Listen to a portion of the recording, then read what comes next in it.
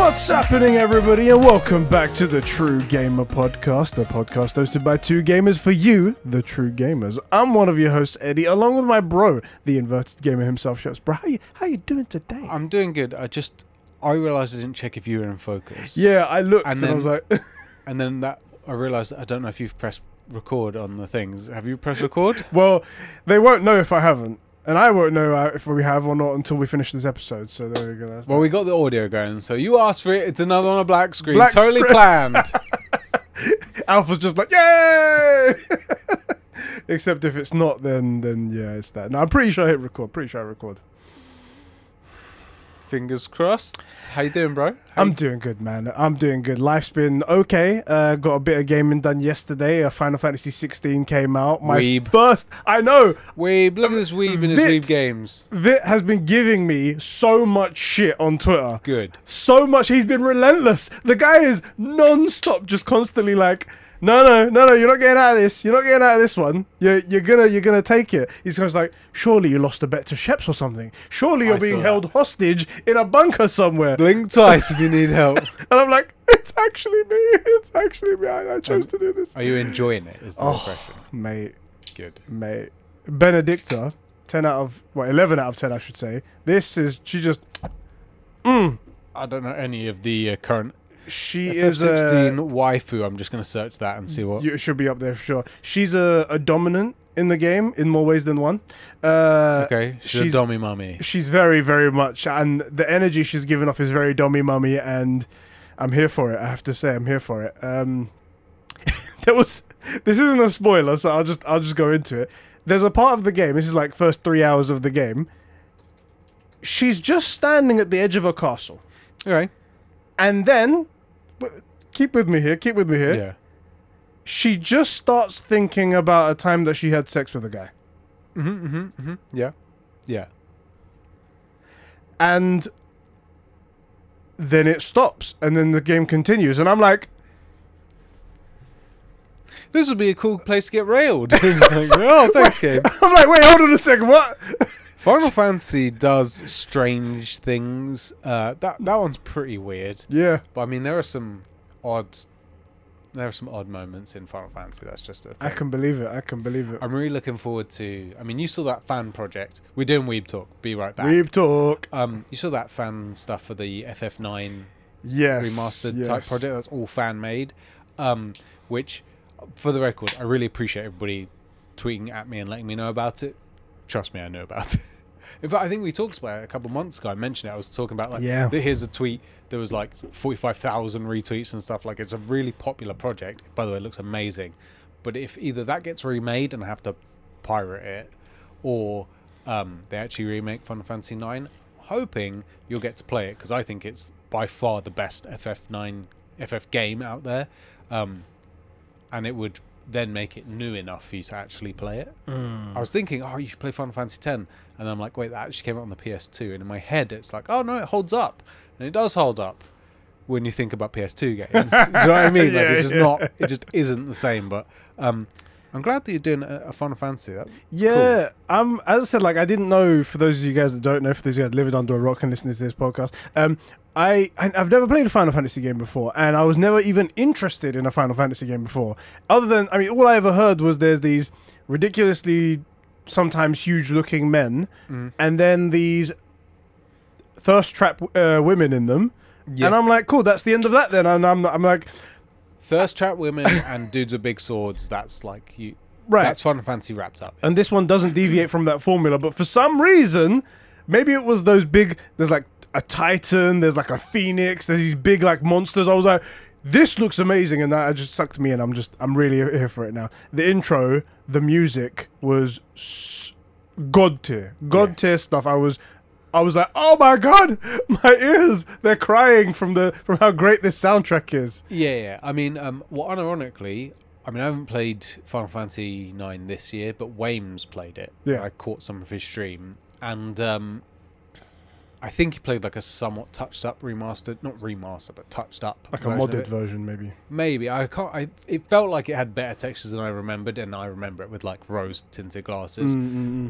But like you watch the CG for that, and it's like, okay, it's a little rough. It looks like it's a triple B movie. You know, Right. it's not like Endgame, but like it still looks good even today, and that's PS1. Square Enix always pulled out the stops for the CG of that stuff. Anyway, I'm really glad you're getting to experience it. Yeah, it's been pretty good so far. I did a little stream of it. I mean, and I'm streaming on Kick as well. That's a new thing that's happening. Yeah, how are you enjoying Kick? Because obviously, so just quick aside to take the spotlight away from you. I was 100% planning to stream the setups already. Give them the excuses. Go on. I played with Rob, friend of the show, played a few games of Apex, having the sort of everything running, trying it on the PC because I was going to stream from the PC.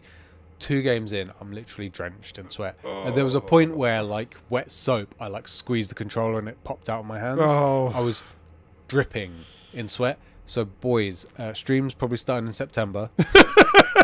Because that was like, I'm willing to suffer. Like, how much effort do we go to make all this happen? Yeah, right? a lot of effort.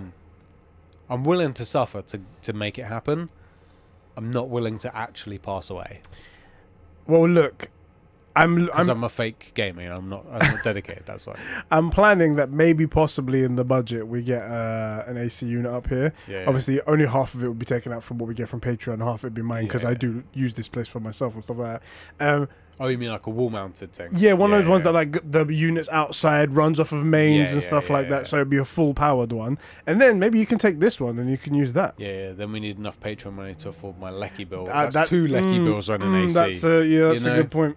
So we'll work it out. We'll work it out. Boys, where are the donos? But like, I'm really looking forward to streaming. I want to do that, and at some point we'll probably fork out and get a second monitor so we can actually have Twitch chat or chat up. And because I was thinking, I need 1 monitor, and then I was like, I'm gonna have to do chat off my phone. Yeah. Damn, didn't think about that. It gets really hard. Like, just having that second screen is a world of difference. Yeah. It's so much that I myself, and I'm sure a bunch of other content creators think the same thing. A third monitor. I need a third monitor. It's that's how it is. Yeah, like 2 is good, but really ideally you want even 3. And how you can make it work with 1, I don't know how anyone does that. Yeah. So yeah, I'm streaming on Kick. I started up a new one there because there was a lot of momentum going there. This was about like a week before the big announcement that XQC. I only know of his name. I don't know any of his content. Yeah, I don't know. But it was a week before that announcement happened, and I was like, so technically, I was the one that led everyone over to Kick. Just putting that out there. Just putting that out there right there. You blazed the trail, bro. Exactly. These guys are all sheep. They're following. That's what they are. I mean, you're also known for having the best dates on your accounts. Right. So your date's going to be earlier than XQC's, and if everybody goes over and checks SuperTuber Eddie Plays on YouTube, check the date that channel was created, because you nailed it. Don't do it. You nailed it. And I chose to do As a Muslim guy with Middle Eastern blood, it was calculated and planned.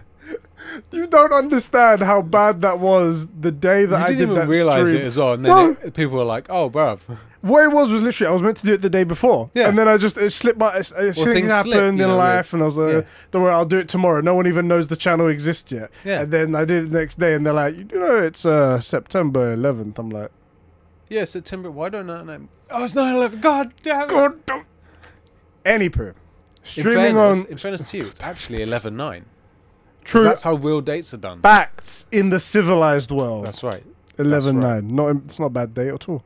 But anyway, streaming on Kick. Decided to give it a go because it was right around the time that Twitch started to announce a few not so great policies for creators. Yeah, and then when they've walked them back as well, they're like, it's half steps. They weren't even like walking them back. That's like, we'll do this to make you feel like you got a win, and then if you read what they do, it's like, yeah, still get fricked. It was something to do with if you are an affiliate or a hire, then if you want to close your account, you have to pay fees to close your account, just not to not stream anymore. And it's like, what? Why do I have to pay you to not do this anymore? Like, what? That's just dumb. And also, like, the whole point is so you can make a bit of extra money. You're making money anyway. You're taking half of whatever we make anyway. So why am I paying you even more? And also, on the really small end of things, like, people don't realize that you can only get paid out when you've hit $100 in specifically in subs. Yeah. And that doesn't sound like too much, but actually that's not easy for small content creators. And we're not even that small. I mean, we're small in like the grand scheme, but in terms of like I mean, we're content creators at the level where our hobby pays for itself. Like our content pays for itself. Yeah. That's way above most content creators. Yeah. And like we're not. I think we've been paid out from Twitch once. Not a lot. Not a lot. Yeah. It was around like Conbrosations Day we get paid a little bit because obviously we get some help there. But anyway, they did that and then they announced a remedy. They were like, look, we're going to give you a higher percentage cut, but you have to meet all these impossible requirements. Yeah, you have to be one of the top. You have basically to make that requirement, you have to be one of the top 1%. And then they cap it, which if you actually make that, if you can achieve it, you're well past it anyway. It's so ridiculous. Yeah, and you probably got a private contract which you've negotiated, and you probably got a better rate anyway. Yeah. Anyway, it was right around that time, and I was like, people were mentioning Kick, and then Kick took advantage of it, and they were like, why don't you guys all just come over here? We do a 95% split with you guys. Is it? And I was like, 95? I'm like, what's Boys, I'm becoming an Apex streamer on Kick. Hey, give it a shot. They've got a decent community over there for Kick, for Call of Duty and Apex anyway. I've seen a lot of their streamers. There's a lot of people there. Yeah. Anyway, I was like, okay, let me go check it out. And I mean, it looks all right. The site isn't Twitch, okay? It looks like they ripped off Twitch completely, but it isn't fully Twitch. Like making clips, for example, it's a little bit cumbersome. There isn't right now. That'll get better when the money comes in. That's what I was saying. Everything, all of this stuff is going to get better, I assume, with every website. The more traction they get. But YouTube still hasn't got sub boxes right. Yeah, that's the. So you know, just saying. Anyway, these are things that I think can get better, and then they just treat the creators just a little bit better. Now, there are some people in there that have gone to this site before, which are arseholes. There are a couple of people recently who got caught for being child... with you. Yes, those things. And they very pro-child. But they got booted. And it was like... So there are some rules there, right? Yeah, that's good. Other people aren't really happy that there's gambling on the website. And I was like... I don't really care about that. Also, okay, I think it would be fun... I'm kind of glad that there's gambling. Hear me out. Go on. Because I think it would be fun to do like a subs poker night. That would be fun as well between us. Yeah. However, this kind of stuff is more like slot machines. But I don't. That's fucked. But the thing is that the slot. Oh no! YouTube changed their things. We can say it now. It's after the first 2 minutes. Cool. Yeah. But the thing is that it's not slot machines as the viewer gets to play. It's a person playing slot machines on a website. I don't understand the appeal to that. And also, it doesn't affect me, so I'm like, okay. But it does promote gambling to a younger audience. I mean, do they let you do those CSGO packs? I don't know. I think they do. I mean, who knows? Maybe, right? But the thing is that I don't really understand. I'm not trying to shit on anyone. Yeah, you have your own reasons why you don't go places. Completely fine with me. I don't care. It's fine. Whatever you choose, right? But people are like, I don't want to go there because of they promote gambling on the website, and I'm like, and there's like young children who are impressionable, and I'm like. You do know Amaranth is over here selling porn, right? Literally. And she's moved over to Kick as well, and she's infected that place. And I'm like, but still, like, we still did Twitch over there, and she used Twitch as a promotion for her porn. Anyway, I digress. Yeah. I'm having my fun over there, and as always, what the fun of like usual, what the fun of any stream is us chatting with people, having fun, making these unique jokes that you only make on streams. And that's what I'm having over there, which is all great with me. On Kick. Mate, if we can get cancelled on Kick, that'd be pretty big achievement. I was going to say, it's fairly easy, and you've been working hard at it for, not TikTok, what's it on? Twitch. This is the thing. I moved over primarily so you can't tell me, bros, don't get our channel. Don't toss anyone off in the chat. But you used our branding, so you did use Combros, so I can totally beef you No, I did Super Tuber Eddie. Get out of here. Get fucked.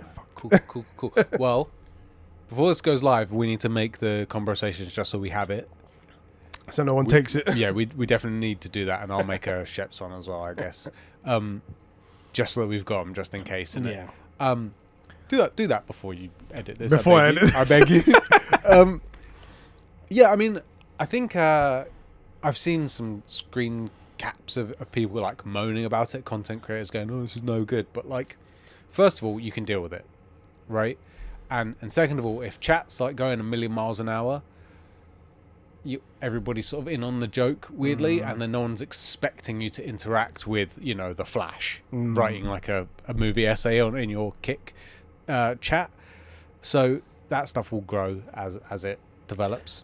I'm pretty much This was my reasoning in the beginning. I was like, look, they haven't killed anyone, right? They haven't done anything like super super bad that I believe is really really bad.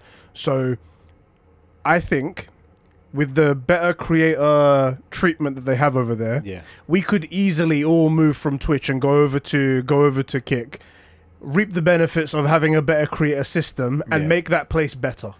We can overpower it with kindness. We can overpower it with goodness. We can make it a great place. Yeah, if a few people move over to Twitch, get big, or already big people move over from Twitch, I mean, right? And then say, look, we need a better mod system. Our mods can't actually do moderation, and we don't want this crap in our feeds, right? I know we all love Andrew Tate, but I don't need to see how the top G is doing against the Matrix every update we get from Romania. Is it Romania? Romania. Romanian court, where I don't want to be updated on the court case. I want to play some video games, so I need my mods to be able to, like, you know, save for later, so I can read through all the updates. Because of course we're big fans. Because obviously that's what we do. We keep up on that stuff all the time. That's right. We're signed up to the Top G University. Is that what it's called? Yeah, that's what it's called. His scam site that he's got. Sick. If you graduate from Top G University, put on the CV, mate, imagine, bro. if you wanna see my streams, head over to kick.com/supertubereddie. You can see all my stuff there. The VODs in the past one for the Final Fantasy first stream that I did, you can go check that out, and future stuff that's coming up. It'd be really cool. Okay, bro. Yes.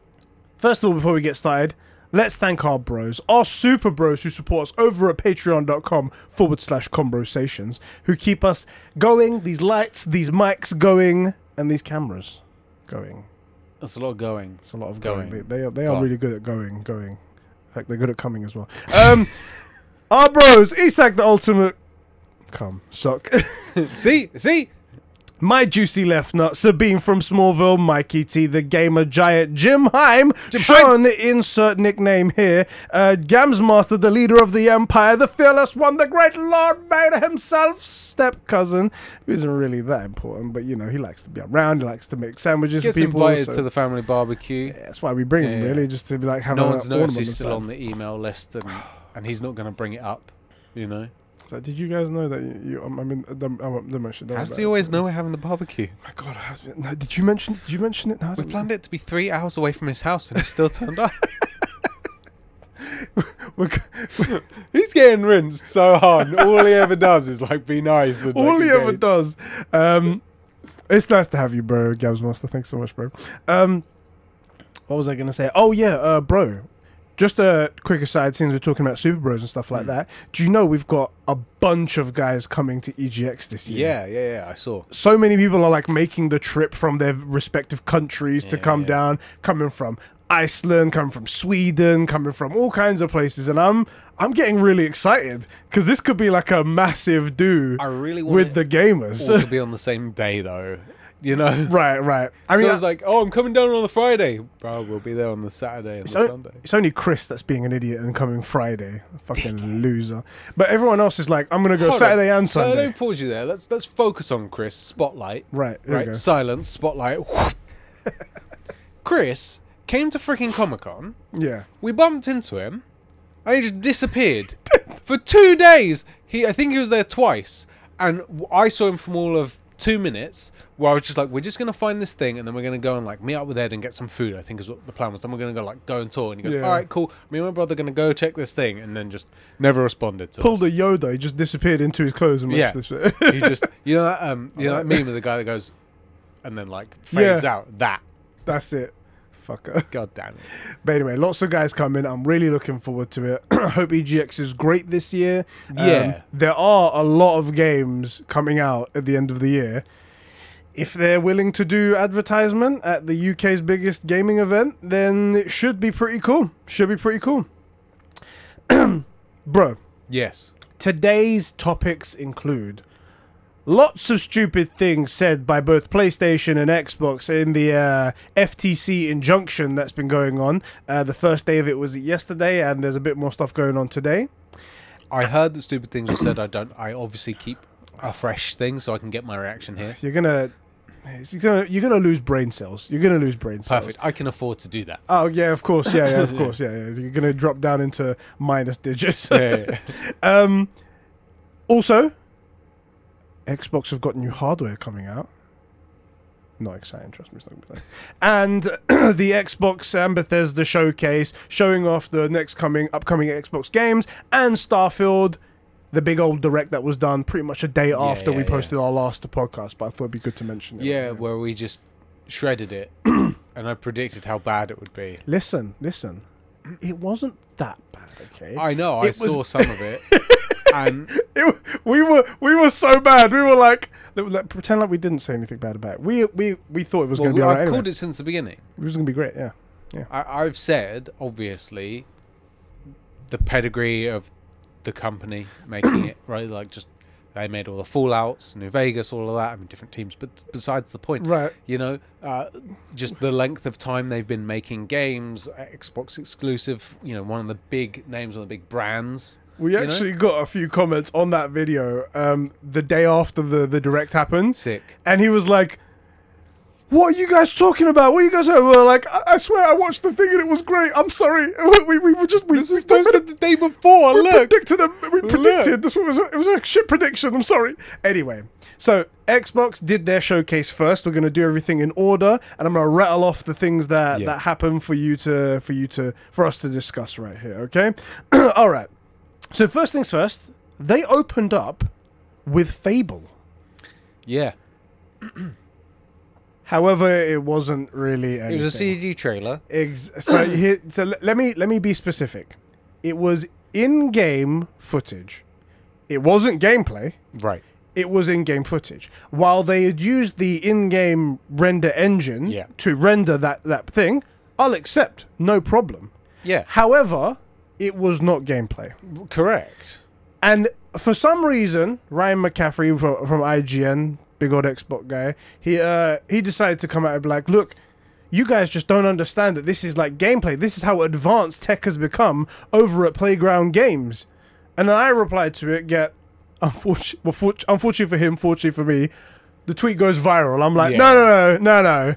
What we're going to see with the controller in our hands, playing the game is gameplay. As you play the game. Right? As you play the game. Play the game. Gameplay. Yeah. Not what's going to be playing on the screen while you set the controller down next to you and just let it go like that. Right. We wanted to see gameplay. Anyway, they didn't show that, and they showed a snippet of that. Yeah. It's been 5 years. Yes. 5 years since we saw that teaser from Fable in the beginning, and this is all we had to see from Fable 5 years later. Now, very upsetting. One addition, because it ties in with us being so far monumentally wrong about Starfield. I know words. I have the best words. For the record, and had always said, I want to be wrong about Starfield. I want Starfield to be good. I also want it to be a world where, and people are going to hate me for saying this, but I think Elder Scrolls 6 should be exclusive to Xbox, Game Pass type stuff. Xbox and PC. Yeah. I don't think it should go on Game Pass for like 3 months or something. There should be an incentive to buy an Xbox. But forget how back to that poorly they're going to handle all of this stuff. Crazy idea. I know Phil Smith. What's not his name? Phil Spencer. So now I look like a dickhead.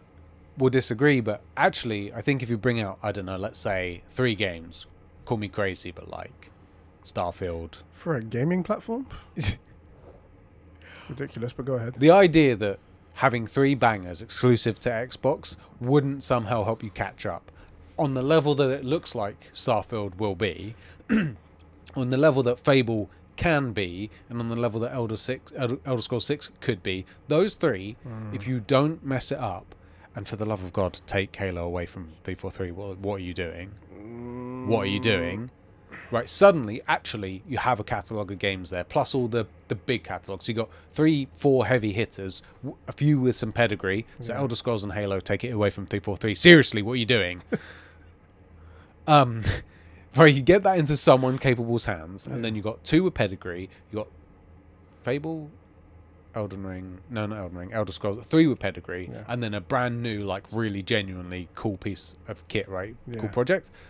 plus that huge catalog, that's a selling point. Yes. That actually, and I appreciate Phil Spencer, very smart. He said there's no world where we bring out these good games and people will sell their PS5s. No, you're right. No one with any sense is selling a PS5.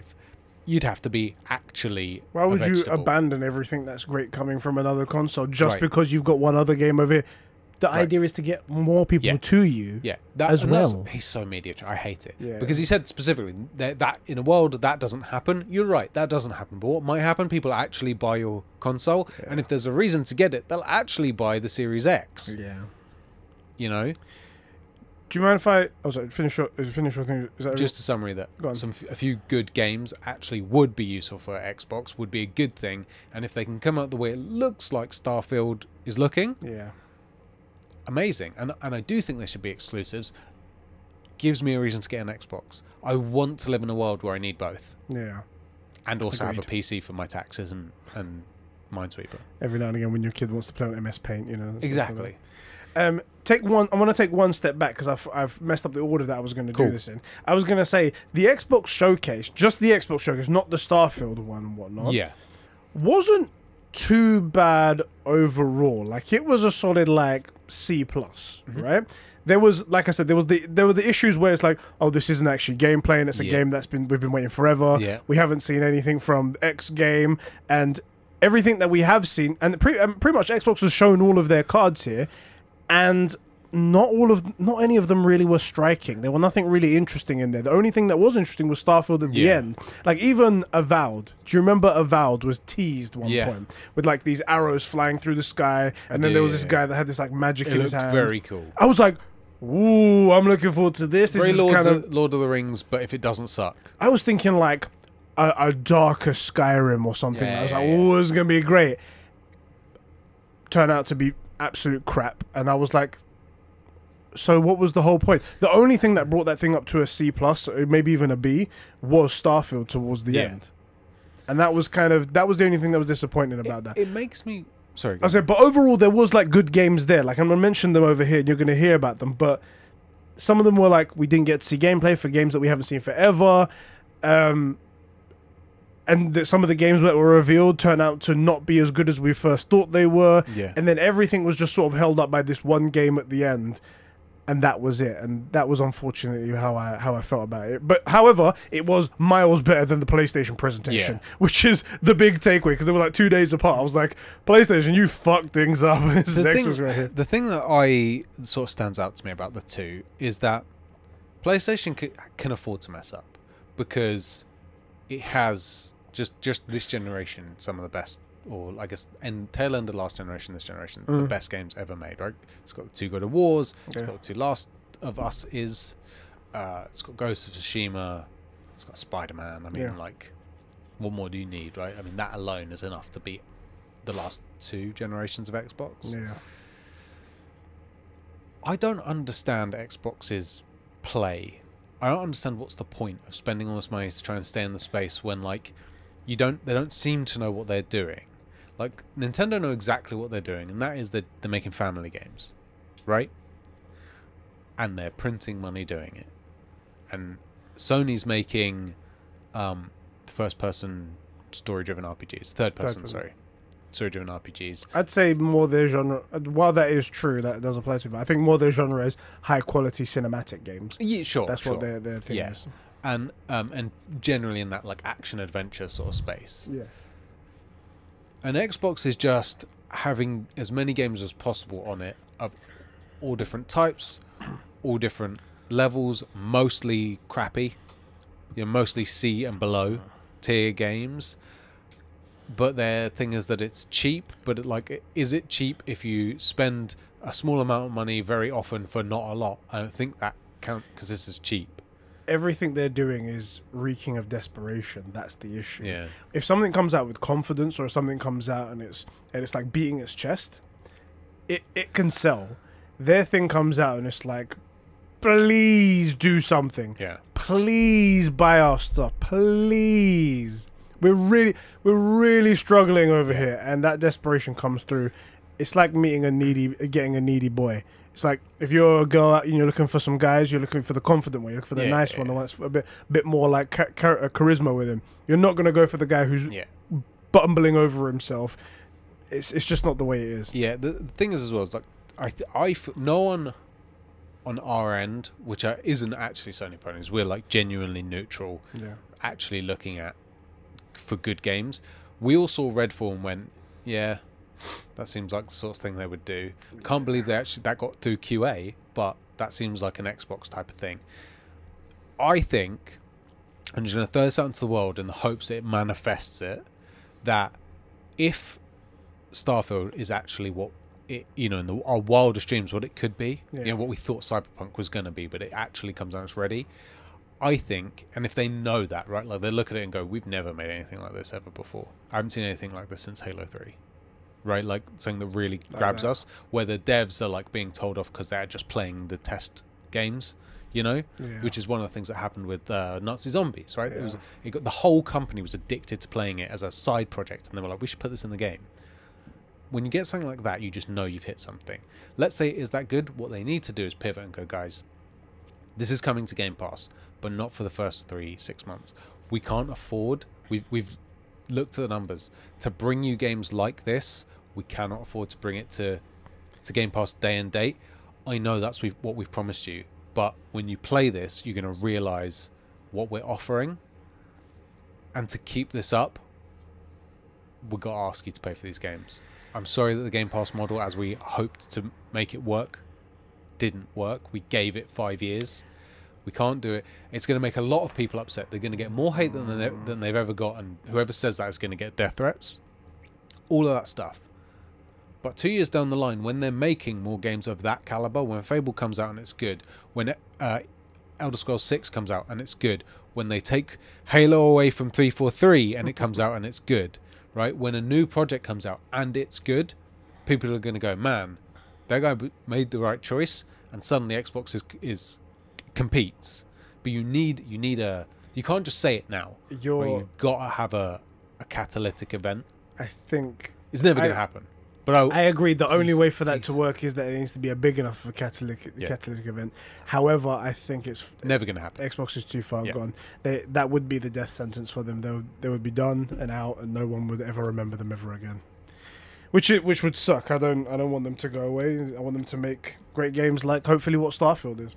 Anyway, that was my impression for the whole event. It was like there was some decent gems in there, a lot of like, meh, what are we even doing here? And then all of it was just purely held up. The entire hype was held up by the Starfield Direct, which we'll talk about in a second. Anyway, they showed off Avowed. Again, I thought that was going to be like a Skyrim, sort of like a darker, maybe a cinematic sort of magic fantasy sort of story. Yeah.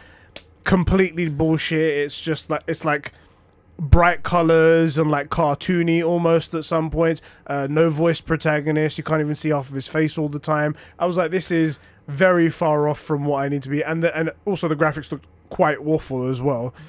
I don't know what was going on with this. I'm just watching it to refresh, and I mean it looks comparable to Skyrim in terms of graphics quality, which Skyrim's a 13-year-old game at this point, I think. And the thing is that bad graphics, quote unquote bad graphics, Skyrim's graphics, it's fine for Skyrim. Yeah. Right? And Skyrim's still held up as one of the best games of all time and all of that, especially beloved by some people. That's great. But the issue, and I want to be very clear about this doesn't look like what we were told it was going to look like. That's the issue. And it also, we were led to believe it would be somewhat modern graphics. Yeah. So I'm with you. Like, I don't think it actually looks bad per se. I think it looks like a totally different game to the one I was sold. Yeah, that's my big issue with it, is that we was expecting something way cooler, and then we got this. Anyway, that's coming out 2024. Again, look, if people play this and go, man, this is amazing, that would be fantastic. I want more good games. I want more good games on Xbox. I want more good games out there in general. Yeah. It's never going to be a bad thing for us to have good games. Plus, we have PCs, so we have access to it if we want it. More good games means more good time for gamers. I want as many good games on Xbox as possible, as long as they're not at the expense of anyone else. Yeah, that's genuinely what I want. So, fingers crossed that we're just a little bit salty because we were expecting something else, but it comes out it's amazing. Who knows? In a year's time, we could be like, bro, I've been playing Avowed, and it is like, you got to get on it. Yeah. Doubt it.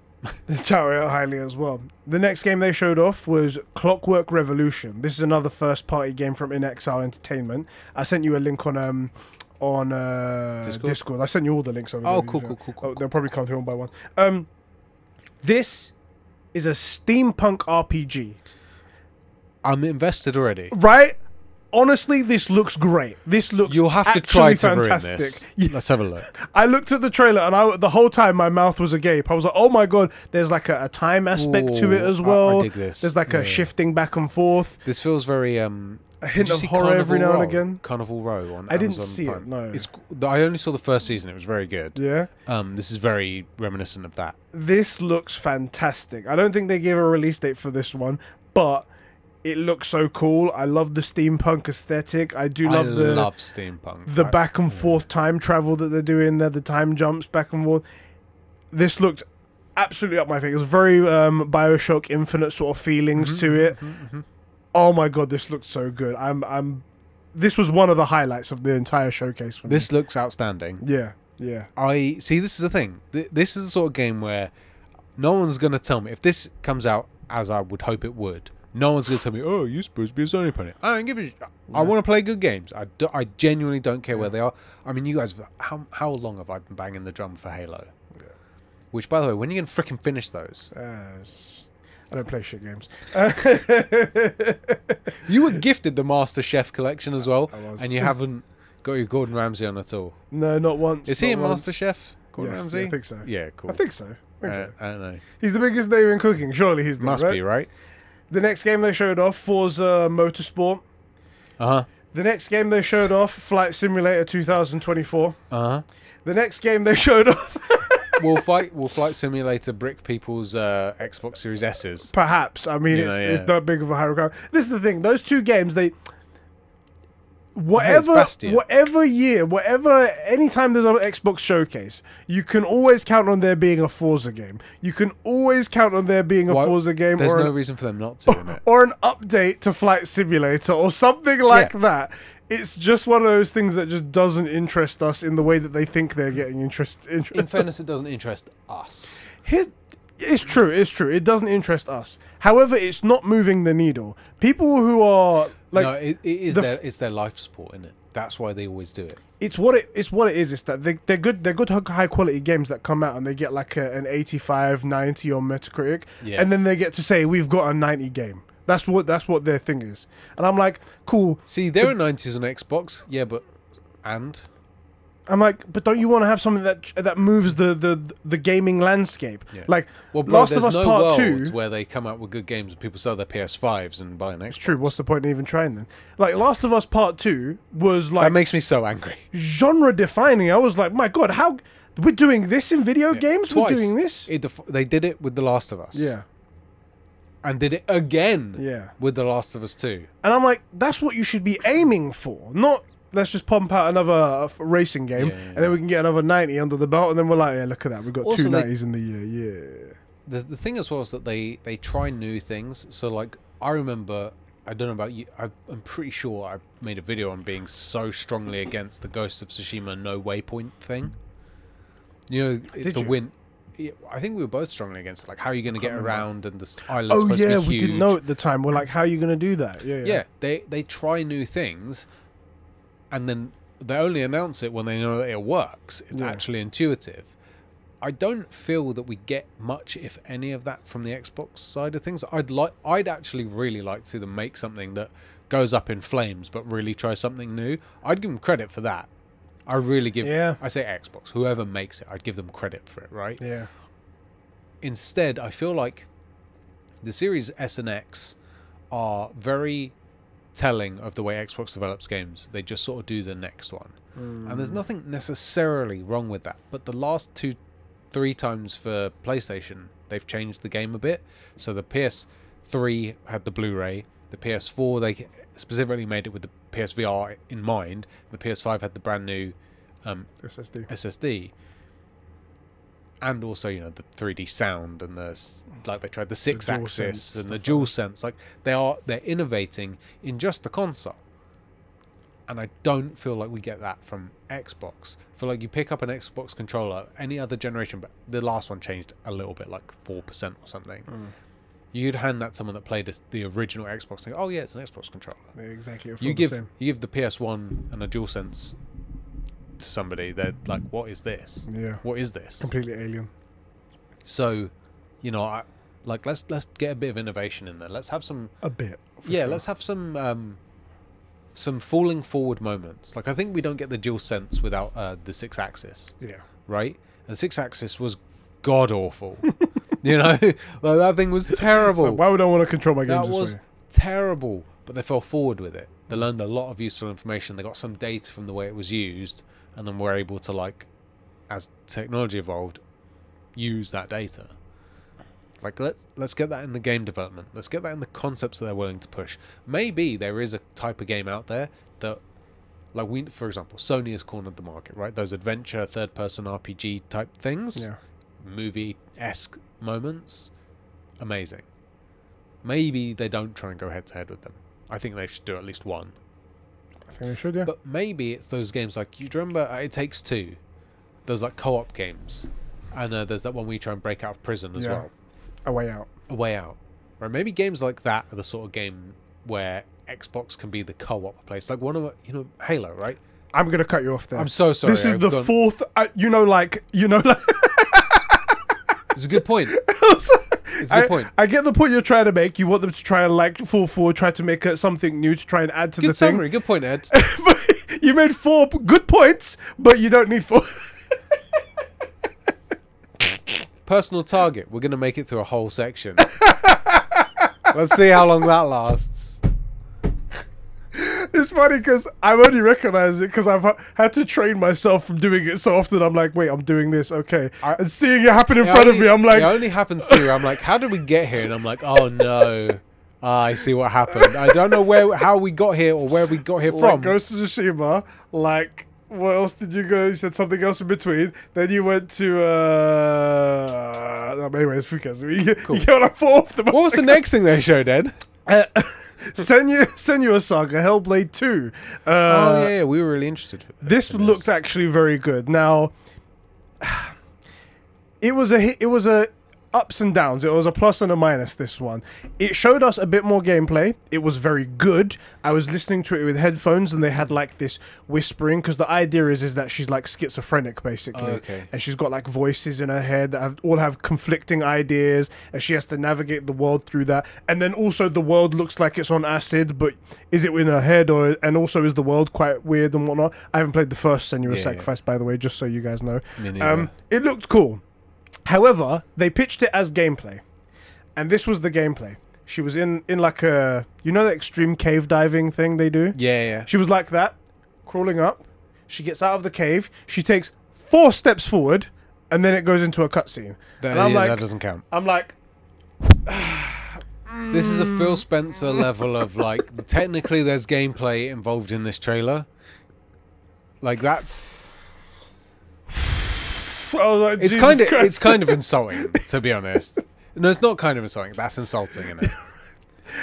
It was so good. It was good, but we were misled. Stop saying it's gameplay. And why is there no gameplay if it's coming out tomorrow? Just call it a teaser. Just call it a teaser. It's coming out 2024, so it's not tomorrow. Yeah. But it's just, I was so excited. You don't understand. I was like, ooh.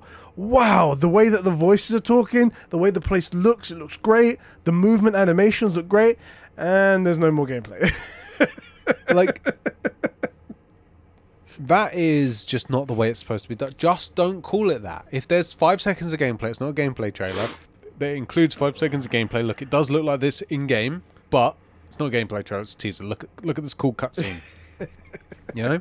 It got me so angry on stream. I'm seeing it. Okay. I went back. I just see. Yeah, cool. Yeah, it's like 4 steps, and then it cuts. It's like it's a fairly seamless cut, though. Yeah, this is definitely in the game. Yeah, this definitely happens in the game. This is great. Like, but after this that, is like it's like I can tell the minute where someone's input stops and she just keeps walking. Yeah. Which is great. Like again, it looks amazing, but that's not a gameplay trailer. The next game they showed off was City Skylines 2. Not going to be exciting for a lot of people. Exciting for me because I really like these games. I'm currently playing the VR version on PlayStation VR 2. Having a fucking blast with it. It's just one of my things. And I'm looking forward to that. However, it does come out in October. And I think it's like 3 days after Spider-Man comes out. So, yeah. I feel like, in fairness to this game, likely the people that are playing this, well, one, they're on Xbox, so they won't be playing Spider-Man, and two, people that are playing Spider-Man are probably not looking at this sort of game. They're very different styles of game. Yeah. I appreciate I'm talking to someone that said they were interested, but I bet the people that I'm an anomaly. Yeah, the people that love Spider-Man and what's this called, Skylines, that group, I bet you know all 7 other people's names. Do you know what I mean? Yeah. We're a very tight-knit community, okay? I bet, like, We're trying like to play multiplayer, and you're like, man, no one's on because of the time zone difference. Like, we're like no one's ever on and I want to play. Because there's 3 people. We're like the guys who went down to go see the Titanic in that submarine. There's a very small group of us, but there's no one else that does it. All 5 of us were there. There were a couple of other smaller games in between. Dungeons of Hinterberg. Can we take one step? What's the interest in this sort of game? Why is this good? So it's more like trying to figure out the correct way to manage a city. So, like, you know how terrible the council is? Yeah. It's like you being the council and proving definitively that you could do it better. Because is this crazy ideas like if people actually pick up the rubbish and you fix potholes? Well, like, look, you get a warning on the thing, like, through the houses, people complain. They're like, oh, our rubbish hasn't been collected this week. So what's your natural inclination? Make another dump. Make another collection service. Do something like that. The fucking council here would just be like, so that it'll come next time. This is the thing as well. It'll come next time, but any rubbish that's outside the bin, they still won't collect. Exactly. So this is the you're making a city, satisfying everyone's needs, keeping yourself in the positive in terms of money, charging the correct amount of taxes so everyone's happy, educating everyone, building, and your reward for doing such good stuff is having a city that literally grows like a plant. And it's like satisfying that to meme see. of like what the society would look like if local councils did their job. Right. Yeah, Space it's like, ports. Space ports. And like, exactly. It's Mass Effect, basically. Yeah. But what we really live in, and then you show our trains. Yeah, right, exactly. Yeah. Which, by the way, I actually went on a train for the first time, like, last week. They've upgraded them. Do you mean like the tube or a train to a place? Overground train. Yeah. It was in London still, so that's probably why it was better. But they've upgraded it, and it's like got air conditioning, it's got USB ports and stuff. I'm like, I feel like Overground, because it's literally seen, gets more attention. Yeah, the underground's never going to change. No. Like, okay, we made it red and white. It's still covered in shit. But it's like, in 10 years, the Elizabeth line is going to look like all the others. Oh, do you know what I mean? Oh, yeah. What else they got here? Like a Dragon Infinite came out as well. It's like a Yakuza game. Okay. It was very funny, the trailer. It was... Guy funny, wakes up, haha, or funny, like, what? Funny, haha, I think. Okay. It was the main dude, tatted up, muscular, nice hair. Smash. Wakes up on a beach, completely naked. Everything's obviously covering up his junk area. Right. Like, every time he walks past a stand, there's a stand. Oh, like a kid gets an ice cream and walks along at the right pace. Exactly. Yeah. And it's all, like, in Japanese and everything like that. It's all kind of campy. Is Dixon Japanese? Kind of funny. He's Dixon Japanese. Interesting. Basically, it's all... pixelated, basically. That's what it is. Oh, I was gonna go with like looking like one of the symbols. Oh, you know, shit. It's a fairly short symbol, but it's okay. You know, it was a bit cold that day. And Payday 3 was shown off, and I actually really like the look of it. I know that the company that makes Payday isn't the best company, especially to console gamers. They've said some bad stuff. They're like, if you want to play our games, get a PC. Get a PC. So why'd you release it on console then? Fuckers. Yeah. However, if you want console money, release the game on console and don't beef out your customers, I guess. Yeah. The trailer looked okay, and I thought this would be a nice game when you do get up to streaming and whatnot, for us to co-stream together, and for like to get like some of the lads in, because I think it's quite nice. Payday was always a fun game in the past anyway. Yeah, I remember the OG Payday, but I never really put much time on it. It was, yeah, I didn't put that much into it as well. It was nice. It was nice for a bit of fun, but I think this could be a good like series that we do together where we're just like every Friday night we get on and we do that. Yeah, I can also see though the Payday like peeps getting like Left 4 Dead. Like if you don't know the heists inside and out sort of thing.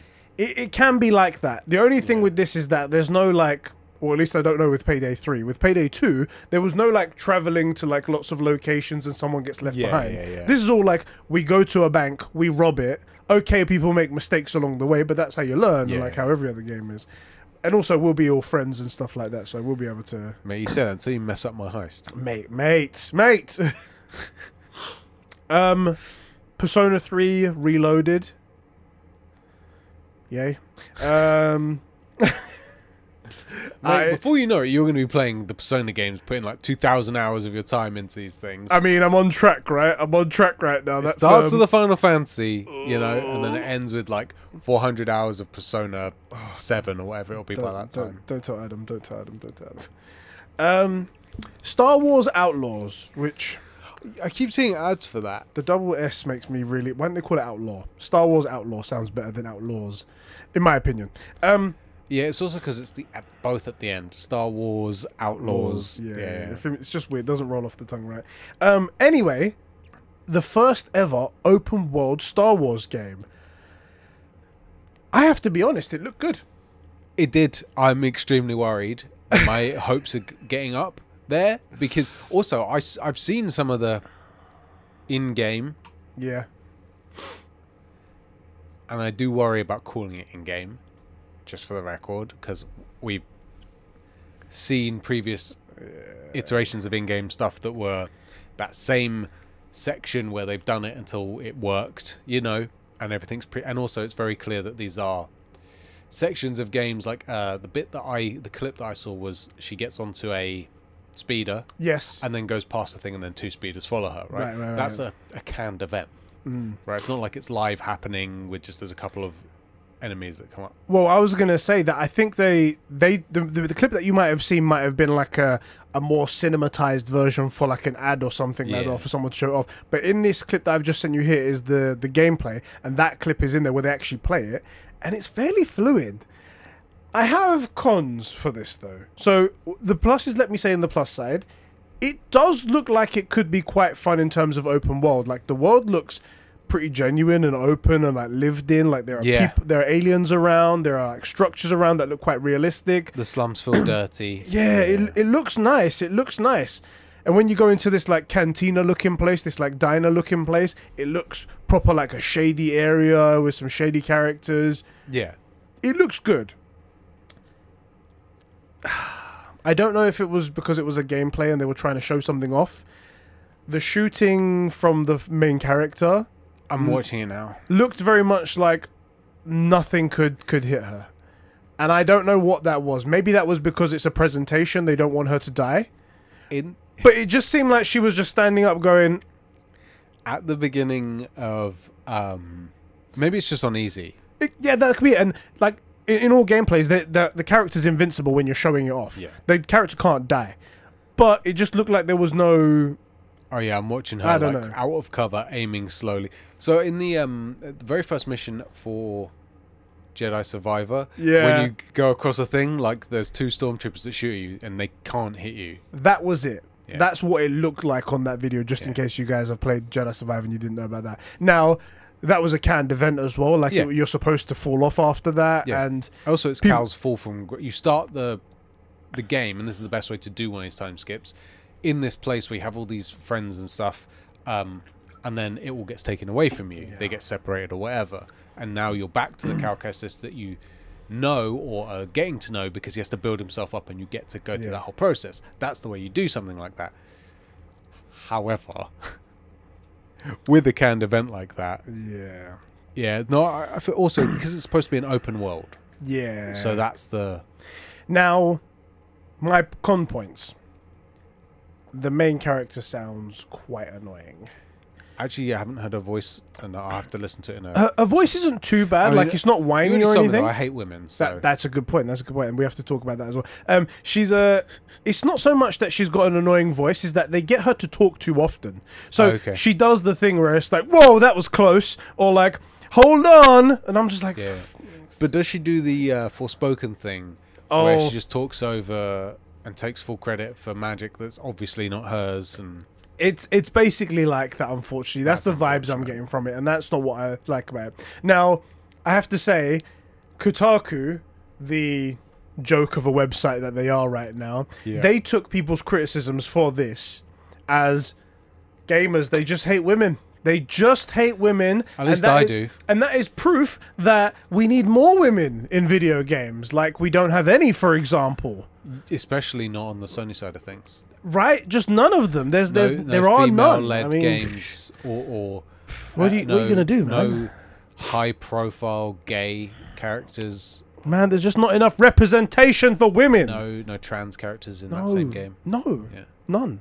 Which actually, you know, that was done so well. I didn't notice he was trans until they literally spelled it out. They had to literally spell out for us because we're that dumb. Yeah, I was like, I don't get it. Like, why are they trying to marry Lev to a guy? It doesn't make sense. And they're like, he's going to be a wife. I'm like, that's not how it works. And then at the end, it's like, oh yeah, he was born my sister. Oh, right. But this is the thing. This is like he's just a well-written character. They've done the puzzle, and they're like, Sheps, take a step back, take a step. Oh, I see it now. But this is the thing: is Lev's just a well-written character, and he's presented properly because, especially the way he did it with how much you freaking hate Abby as you're playing her, and then like. There's this other person. It's the fact that they're almost enemies and they shouldn't be working together, but then they end up, and that humanizes her so much. That this is so stupid. This is so stupid. The Kotaku article where they just came out and said that everyone clowned on them. This is the thing. This is how you know you've got a bad take if you agree with Kotaku or Kotaku agrees with you. Yeah. If you such a easy way to determine whether or not. Anyway. Another downside as well to this Star Wars Outlaws, it is unfortunately a Ubisoft product. Now, it's made by Massive, which is, I believe, hold on a sec, Massive. They're a separate entity, I believe. So they made Tom Clancy's The Division. One of my favorite games out there. So, yeah, and it looks half decent. Now, that doesn't excuse what Ubisoft has done in the past. That doesn't, and maybe still doing. They haven't like exactly come out and said sorry or anything like that. We've just sort of all agreed to just stop talking about it now. Yeah, that's just the way it's gone. It's not enough to make me go and buy it yet. I've got enough games to play. I'm just gonna give credit where credit is due. That this game looks decent. I'm gonna say that. The thing is, as well, if it's good. Like it's a Star Wars game, it's not like we're not picking it up. Do you know what I mean? That's the thing, isn't it? Because I mean, like, it's still developers at the end of the day that have worked their guts into it, and they've done some hard work. Now, it does look good. It looks really good. It looks alive. And one thing that has me wondering, though, it's supposedly open world, but everything we've actually seen seems to be routes to and from places, and then canned like cities. So I don't know how open world actually will be. We'll have to see. Man, like that transition into the ship was slick. Yeah. And then the ship taking off into space and fighting and whatnot. Now, some of the things didn't look... because it's open world, some of the enemies are like a bit far away and they're not like placed in a more cinematic way, so it's less cinematic in that way. But the jump to hyperspace and things like that was really cool. But then again, she had to ruin the whole like space jump thing by at the end where the droid turns to her. It's like, well, we're free of those. Where do we go now? And then she's like, anywhere we want. And I'm like, oh no! Stop with these stupid one-liners. What do you mean anywhere? We've got a job to do. Yeah, we specifically have a place to be. I don't know where it is. Where do we go now? What it is they're trying to, unfortunately, because this is an outlaw game, they're trying to make a Han Solo. Yes. You don't make a Han Solo. Unfortunately, Han Solo was a one-time event. A one-time character. You're never going to be able to nail it again. You could. It's lightning in a bottle. You have to be really lucky. The problem, I'll go one step even closer than you did. I think you can remake Han Solo. You think so? I do think so. They won't ever be able to do it because you get takes like Kotaku where they're like, you just don't like women. The reason Han Solo works is he's not a good guy. I thought you say because he's not a woman. The penis. It's specifically the penis. I was going to say, I agree. I agree with this. You know? God, sorry, he's not a good guy. He's not a good guy. Yeah. And not only is he not a good guy, he's not particularly capable. He's specifically known. We specifically meet him having failed to make money, in huge debt, is a criminal. Constantly scamming people. Constantly like trying to rob Peter to pay Paul. In the second movie, he's a hair better than that. And by the third movie, this is the originals, he's actually like found a cause and is going after it, right? Yeah. It takes 3 movies. In that time, Luke becomes a master Jedi. Yeah. And this guy becomes functional. Right? And then we see in the later movies, they didn't last very long. Yeah. Right? Like, Han is a deeply flawed guy. And they just won't do that to a woman, would they? She can't be a strong, independent woman if she is... You know, she can't have flaws. Basically, she needs to have flaws. If they're going to go that route. And I'll say a similar character to what they're sort of going for here. If you guys have seen the 2000s remake of Battlestar Galactica, Starbuck. Do you remember Battlestar Galactica from when we were kids? This is like old when we were kids. Roughly remember it. Yeah. There were 2 guys, Starbuck, and I forget the other guy's name actually. And they were these like hotshot jet pilot types. Yeah. But in space because they're being chased by like cyborgs or whatever. In the remake, they made Starbuck a girl, and everybody was like, man, she's going to suck. Like, Starbuck is a hard-charging, like, drinks, fucks the woman, like, or sort of the Captain Kirk type thing, always ends up with the girl sort of thing, but it's like one-night stand type shit. They make Starbuck a woman, and she's brilliant. Because she is an alcoholic. She constantly sabotages her own relationships. She constantly has, like, these weird, meaningless flings and then ends up, like, just using people. But is also... a very kind person, specifically just driven by the survival of mankind, an incredible pilot. So for all of her good points, she has deep flaws, right? And constantly is her own worst enemy. That's why she works. That's why she's believable. It's one of my beefs with Aloy, right? She doesn't have enough problems, and she doesn't need people enough. She takes on the weight of saving the world.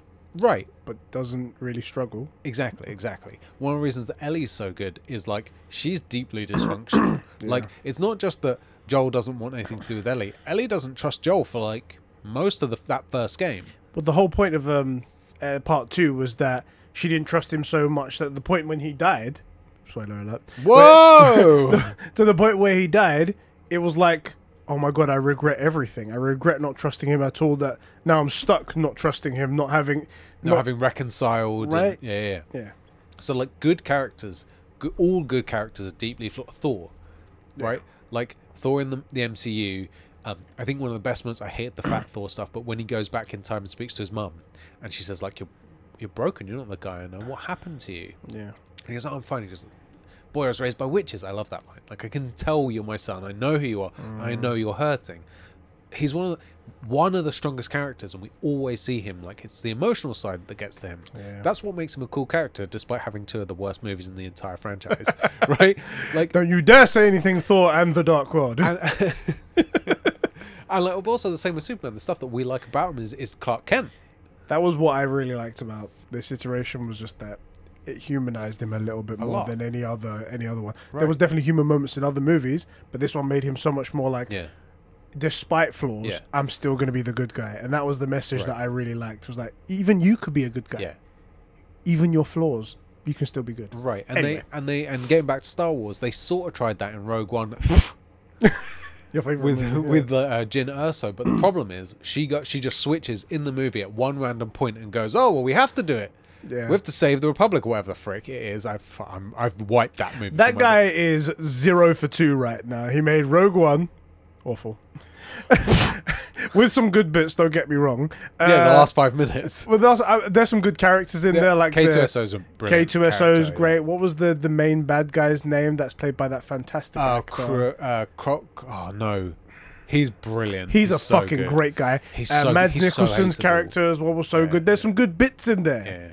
just Anyway, and then Forspoken after that. It's just like, oh god. Right. And this is the problem with Jin. Don't write. The problem with Jin Erso is that she goes from being that not trusting person, and she's a bit too like roguish, if you ask me. Yeah. And then randomly saves a kid, like it's the save the cat moment. She just saves a kid for no reason, but like goes out of her way to be a hero, where it just felt a bit forced to me. And then at the end it's like, well, we have to do it for the galaxy or whatever the frick. The Force. It's like, the rebellion's built on hope.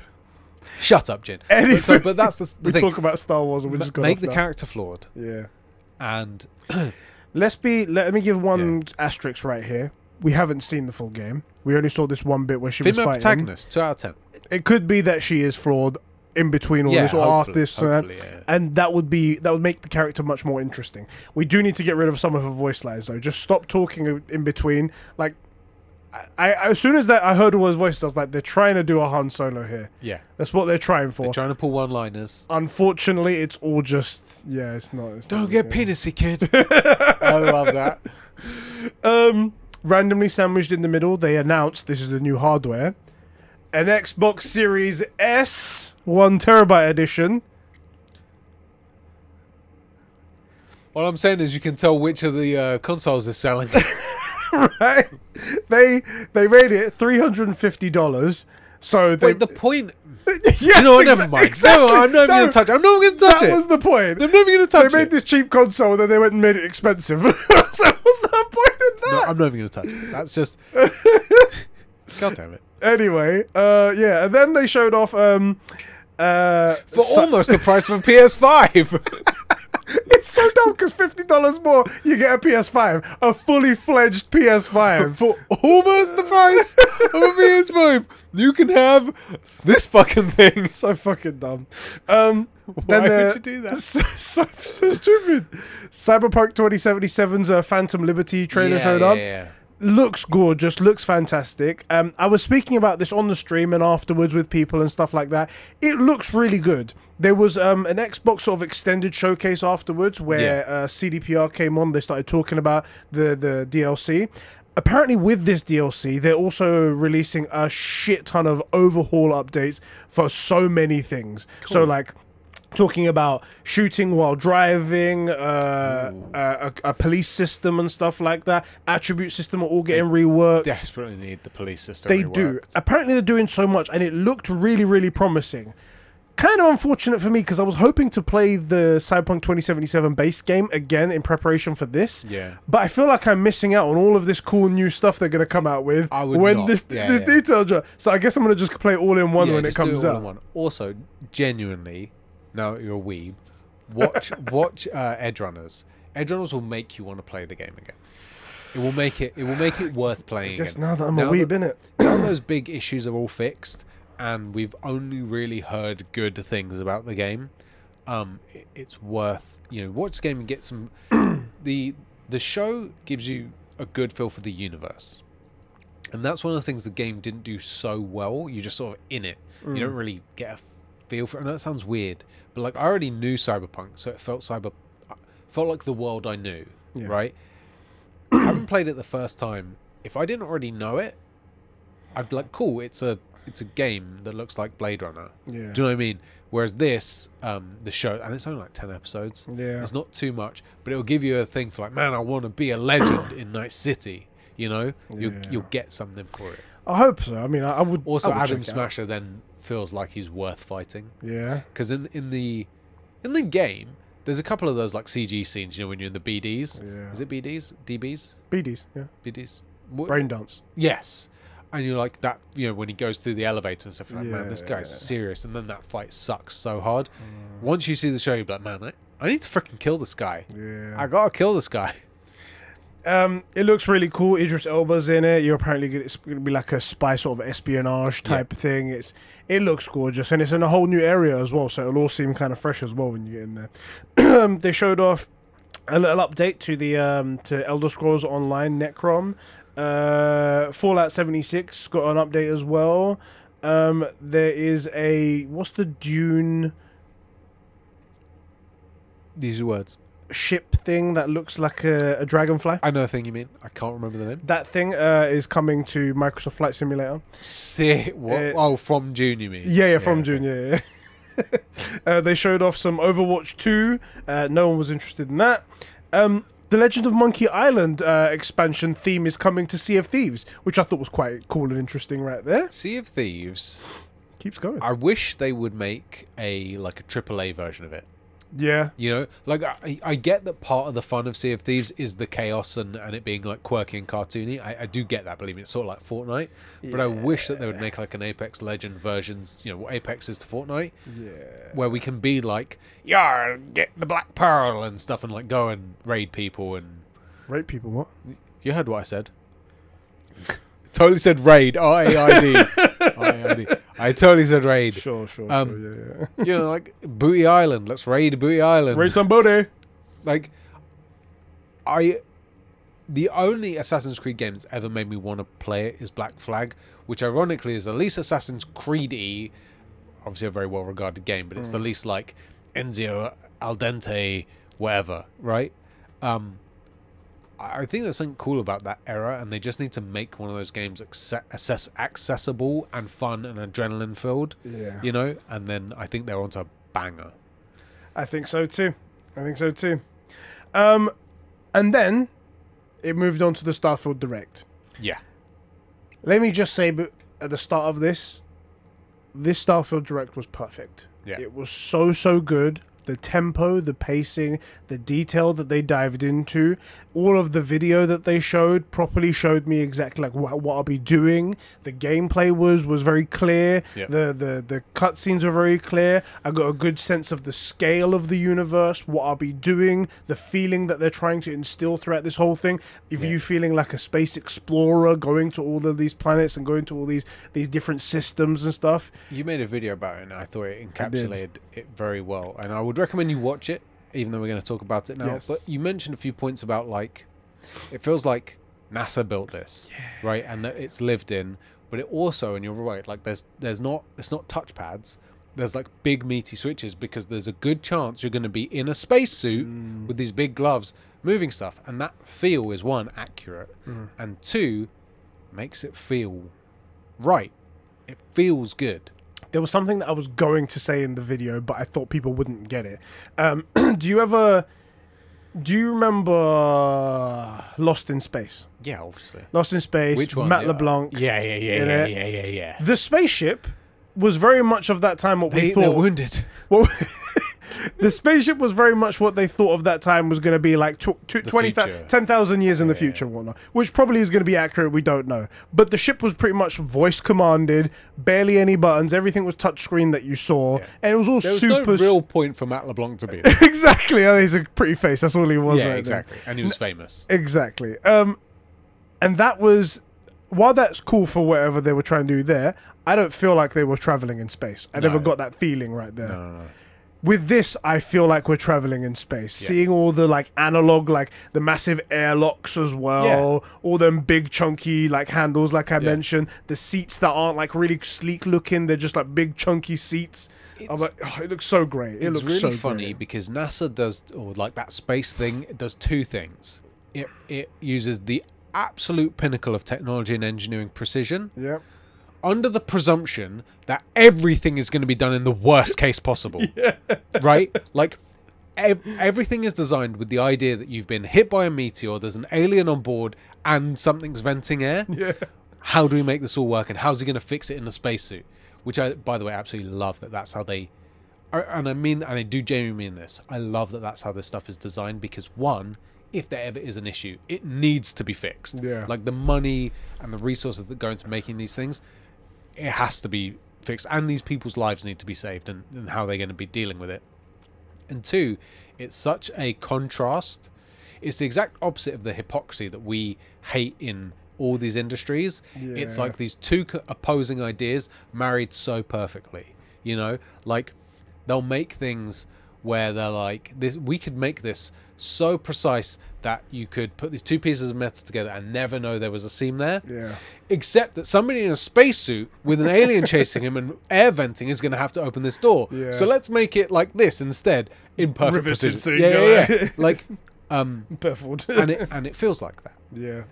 And that's what makes it feel right. It's like you said about the Star Wars show. Like, the slums feel dirty, the place feels lived in. Like, it can't, if it's clean. Back to Star Wars again. You know, Solo. Yeah. When they find the Millennium Falcon, it's brand new. Yes. When we see the Millennium Falcon, it's all dirty, like in A New Hope, which makes the Millennium Falcon. I don't like the clean version of it. I'm glad it exists in my memory, but I like the dirty version. I like the lived-in version. That's the Falcon I like, and that was a great touch. That the Falcon would not be iconic if it was that brand new version. No way in hell. Because it's been lived in. It's a bootlegger's vehicle, right? And it's been heavily modified and lived in, and like something breaks, we'll fix it just for now. We'll fix it properly when we get back, unless the fix holds, in which case it's permanent. Yeah, do you know exactly, what I mean? yeah, Like, that's yeah. how you really do things, though, in real life, isn't it? So, I think Starfield's got the look right. It's got the vibe right. I only have one concern, which is one of the things you seem to like about. I'm more concerned about the scale of the game. So, I'm concerned. I think the scale gives the good feeling. Yeah. However, I don't know how it's going to be in terms of actual gameplay. I'm worried it's going to be way too big. After that showcase, Todd Howard went on an interview with Kind of Funny, and they did ask him some pretty much direct questions. They were like, how much of this is explorable? What's the traversal system going to be like once you're on a planet, for example? How does this all work? Give us some more information. Apparently only 10% of the planet's actually going to have something for you to do on them. The rest of them are going to be procedurally generated, sort of mineral farms, if you want to go get minerals. Stuff that there's no reason you'd ever want to go down there. Exactly. And you don't have the option. If I don't know what your grav drive was going to use for fuel or whatever, but if it's something like plutonium, let's say, and plutonium is a resource on a planet nearby, then maybe you drop on the planet and mine it and then duck out of there. That's what they did. That's the only reason why you'll leave there. I want to say you could go to like a different system, and like maybe two of the planets would have like small little side missions that you could go down and do, and other ones like you'd get to a system, you'd ping it, so you just do a radar thing, and stuff would ping up. Oh, there's stuff that I need for upgrades or whatever. So you go over there, you just hit the button, and it would go. You mind XYZ, and then you'd go off and try and complete the system, and then leave. So that's definitely the way to do it. If you can get down to like 20 empty planets with nothing to do, that's no good. I'd rather like say 10%, but they're loaded with shit to do. Yeah. That's the way to do it. That's the only way I want to play that game. There won't be any mounts or drivable vehicles when you get onto the planets. Okay. So it's just going to be running and jetpacking everywhere. If that works for you, I don't know how good the jetpack is going to be. Hopefully, it's good enough to not make it a chore to go places. It's interesting because I was just thinking that sounds awful, but then I'm like, well, Infamous, GTA, I spend a lot of time in those games just traveling around, but you're in a city. Yeah. So I wonder, it could be awesome though. Jetpack sounds like it could be a lot of fun. It could be. I wonder if they're kind of shackled by the grounded realism that they're going for. That is looking quite decent because, I mean, how are you going to get to a planet and then have a fucking dune buggy? How are you going to get to a planet and then jump on a fucking alien ostrich? That doesn't really make sense. You're not going to you can't do that. It's not realistic. Yeah, if it's an unexplored planet, there's going to be no settlements. Exactly. Yeah. So maybe they're shackled by that. Yeah. Hoping that maybe you land somewhere closer. The bad thing is they're going to be, if you go out looking for something because you think, oh, just over that ridge there might be something, you go over there, or just over that hill, and then you travel so far away, it's like, there's nothing on this planet, right? Let me get back to my ship. Oh, for fuck's sake, it's a mile maybe they and a make half away. it where maybe, and this is what I would do if I was them, you make it so once you're a mile away from the ship, quick travel back. You can quick travel back to the ship. That would be great. Leave that would planet, be great. yeah. That would be great. But who knows? They didn't mention anything about that. Yeah, what was the other thing they had as well? Damn it, there was one more thing that they mentioned as well. Anyway, those were some slightly downer points anyway about Starfield. Other than that, though, it did look fantastic. Like, the ship customization looked pretty cool. I love that the I love the look of it, as I mentioned before. It was really cool that there's like a core story to go with it, that you're like trying to look for this like almost alien civilization technology. Oh, sorry, that was it. There aren't going to be any aliens in the thing. It's all just humans. Yeah. Realistic in a sense, because I mean we've been looking at in space for how long now? We haven't seen anything. Yeah. Granted, there's a lot of space to cover, but we haven't seen anything. We've sent messages out there, nothing's returned. So And presumably you mean no like aliens in spaceships with lasers. No, Yeah. But there will be like life on planets. yeah, there'll be the alien life, but not like Aliens. intelligent. Yeah. Not like the grey dudes. Exactly. There's not going to be, you're going to go to the constellation place or wherever it is, or wherever the main hub is, and then there's going to be an alien guy there like in Mass Effect. Nothing like that. Cool. Yeah. But it was fantastic, and I do want to give them their flowers where they deserve, because that was a really good showing of it right there, and so much so that I was on the edge of contemplating getting the collector's edition that they showed off there. It was a case that had like a mechanical lock on it that you open up like that, and you open up. It comes with a watch, and I was like, I don't really care about the watch, but I like the mechanical lock. Yeah. But it was £300, and I was like, no. No, especially when there's so many other games that could be worth it. And as much as Starfield looks okay, it looks good. 30 frames per second. That was an issue. That's So a big issue. they confirmed it, 30 frames per second. It's going to be 4K 30 on Xbox Series X, not a native 4K so far. They're saying it's like upscaled. And on Series S, it'll be 1440p, and again, not native. Yeah. It's going to be like lower than that. Upsetting for, I guess, console players. Now, I'm going to be playing it on PC, so I'll probably be able to get 60 out of it. They tried to say that it was a creative decision to do that. Bullshit. Well, here's the thing. What they meant by that, and I've already sussed it out, what they meant is that they're going to make the world as awesome as possible with so many interworking systems. For example, there was one bit where they made a joke about you can like go pick up any item you want in the game, wherever it is or whatever it is. You could just pick it up and take it to your ship with you and then fly off to another planet, and it's still there in your ship. Like they pick up a sandwich, and they picked up like 40 sandwiches, and they put it in the cargo hold, and it's all just piled in on the floor. Right. And you can take that to any planet you want, and it will still be there. And then you go to another planet, it'll still be there. And you go back to the planet you got it from, and there's nothing there now, and that sort of thing. So there's lots of intertwined systems to go with it. And I think what they meant was that we wanted to make a creative decision to make it a uniquely like Bethesda type game, because that's the kind of stuff they do. But we had to sacrifice the amount of like frames per second, because The otherwise console it'll be can far do too one much. or the other. Exactly. Okay. Not a creative decision as in like, no, it actually looks better in 30. No, it looks better in 30 than 60 looked too much. No. You know, like Elden Ring is clunky. Yeah. It has that clunky feel to it. Yeah. Like that is I guess a creative decision. That's the way they like to make games. Yeah. So it's not a case of no, we wanted it to feel like a Fallout type game, because that's the sort of games we make. We wanted it to have that feel, and that only works in 30. Yeah. Like, I don't think that's a good idea, but okay, that's a creative decision. Yeah. But I don't think it was one of those. You know, I think you're right. I think that's what they're going for. Anyway, that's Starfield right there. Let me know if you guys are excited by that in the old comment section. Let me just double check our Discord server, because a bunch of people did write in for the old True Gamer podcast. I want to just see what people said. Tailgate.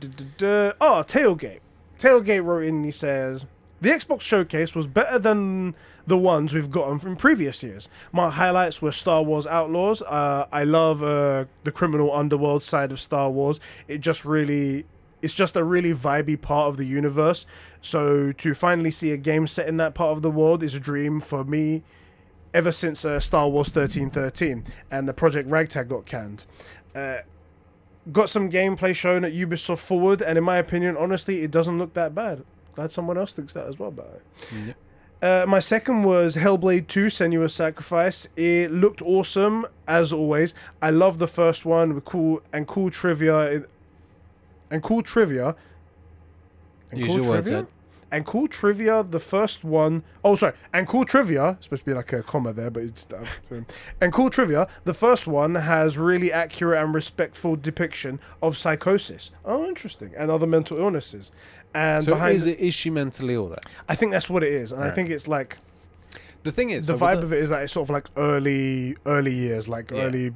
like 1200s or something like that. So what would the person be like in those times? A lot of like shamans and stuff like that from back in the day. A lot of these guys had like schizophrenia or epilepsy and stuff, and which, you know, if you have epileptic fits and they're in, like, for example, a state of dehydration, you'll see visions, and they think that's what a lot of these like seers and stuff had back in the day. So they're gifted. Yeah. And then also if you have it where she's like functional, and it's like, well, is it mental illness or is she magic? And then then you know that could be quite interesting. So interested in that.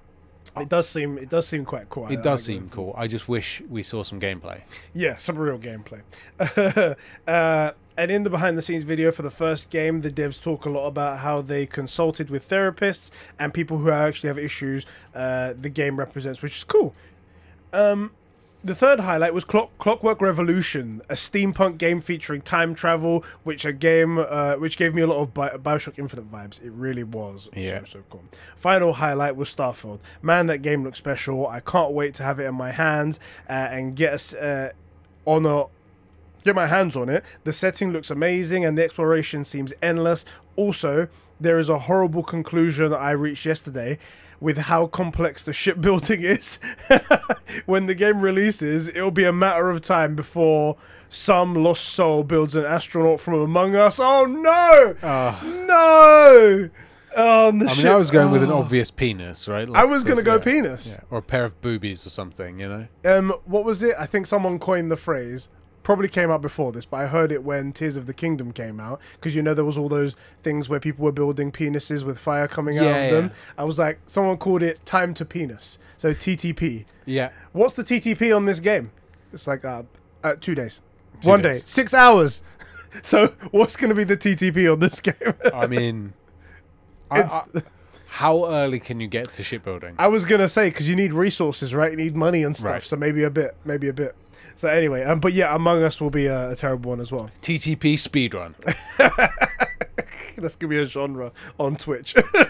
Sorry, on Kick. We don't talk about Twitch. That's right, on Kick. I don't understand why every time Xbox actually gets games, these guys come out of the woodworks to... Hold on a sec. Also, time for a bit of a tangent and a rant about Xbox and Xbots. I mean, and by Xbox I mean toxic ones on YouTube and Twitter and everyone who plays on Xbox. Yeah. I don't understand why every time Xbox actually gets some good games, these guys are out of the woodworks to brag about it and bring everyone else down. They always say PlayStation fans are annoying, and they don't realize that they act the exact same ways. They're worse. I mean, we've seen the delusional PlayStation fans, but at least, yes, they're delusional, but there are games to back it up. What it is that there are delusional PlayStation fans. Obviously. But it does feel like the vast majority of Xbox fans are delusional because we have to still be that. That's the thing, because they haven't had games to be the game fan. Yeah. So you have to. The only thing left is the delusional thing, waiting, hoping that daddy comes home one day with the milk. Right, exactly. That's what it is. So unfortunately, you've got the people that have been... And that's what Hellblade would be like in real life. Is constantly them being clowned on, and then unfortunately they become so radicalized that they double down. You double down enough on something, and you just force it into your mind to that's the way the real world is. But yeah, like you say, they come out of the woodwork. Yeah, and like they started about Redfall when it dropped. They were like, "This is going to be it," and then Redfall dropped, and then they just suddenly stopped talking about Redfall. Yeah, it's always the way. So, but this is the thing: is they only need to be right once, and then they're right. You know. Like, if you call the end of the world, people have been calling the end of the world since it's been around, but the one time you're right, you're like, see, I told you. Do you know what I mean? Yeah. Can I give you a really bad thought about Redfall. I think the reason why Redfall came out the way it was, Microsoft allowed it to come out, is because they actually don't want Arcane Studios.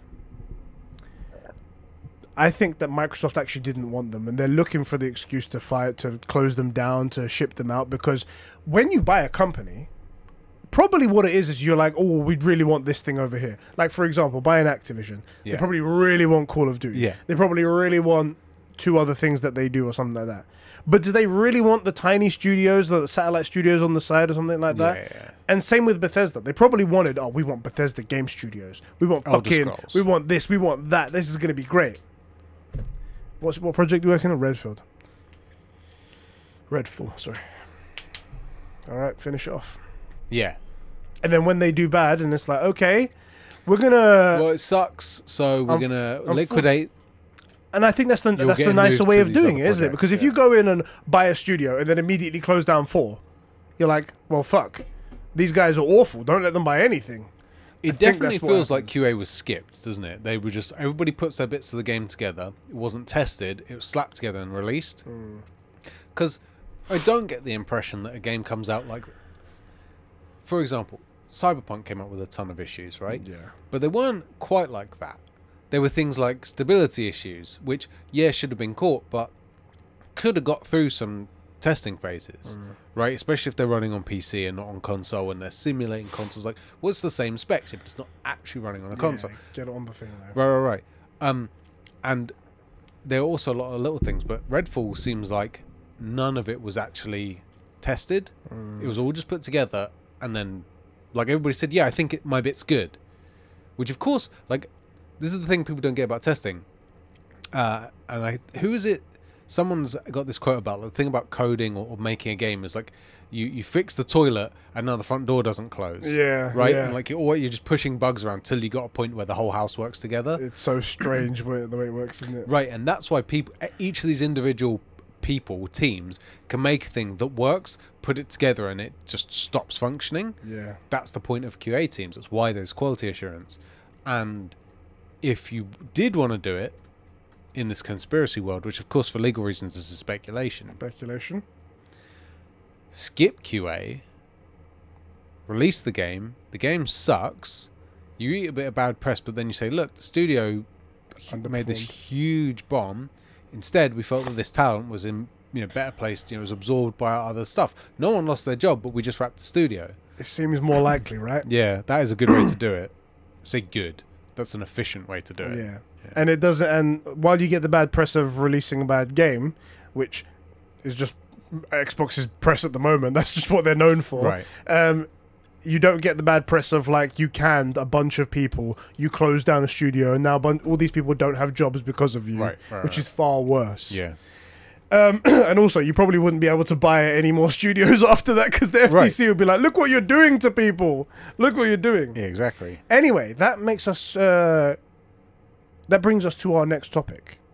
However, before we do that, let's thank our bros who support us over at patreon.com/Conbrosations at the True Gamer tier, where you get this podcast early and you get your name read out as one of the true gamers out there. Thank you all so much for your support. Why is this not showing the next page? There we go right there. Okay. Here we are. Yes, Adam the High Quality Potato, Gams Master, Sheps is Crusty Right Nut, Isak Manny, Mikey T, Sab2557, Gerald Tucker, Fishy, Cobra SS, Dagenham Dan, Adam Sunling, Max H, Super Whale Ben. Thank you so much, guys, for your support. Thank you so much for keeping the lights and mics on and the gaming going here. Conbrosations. Yeah, buddy.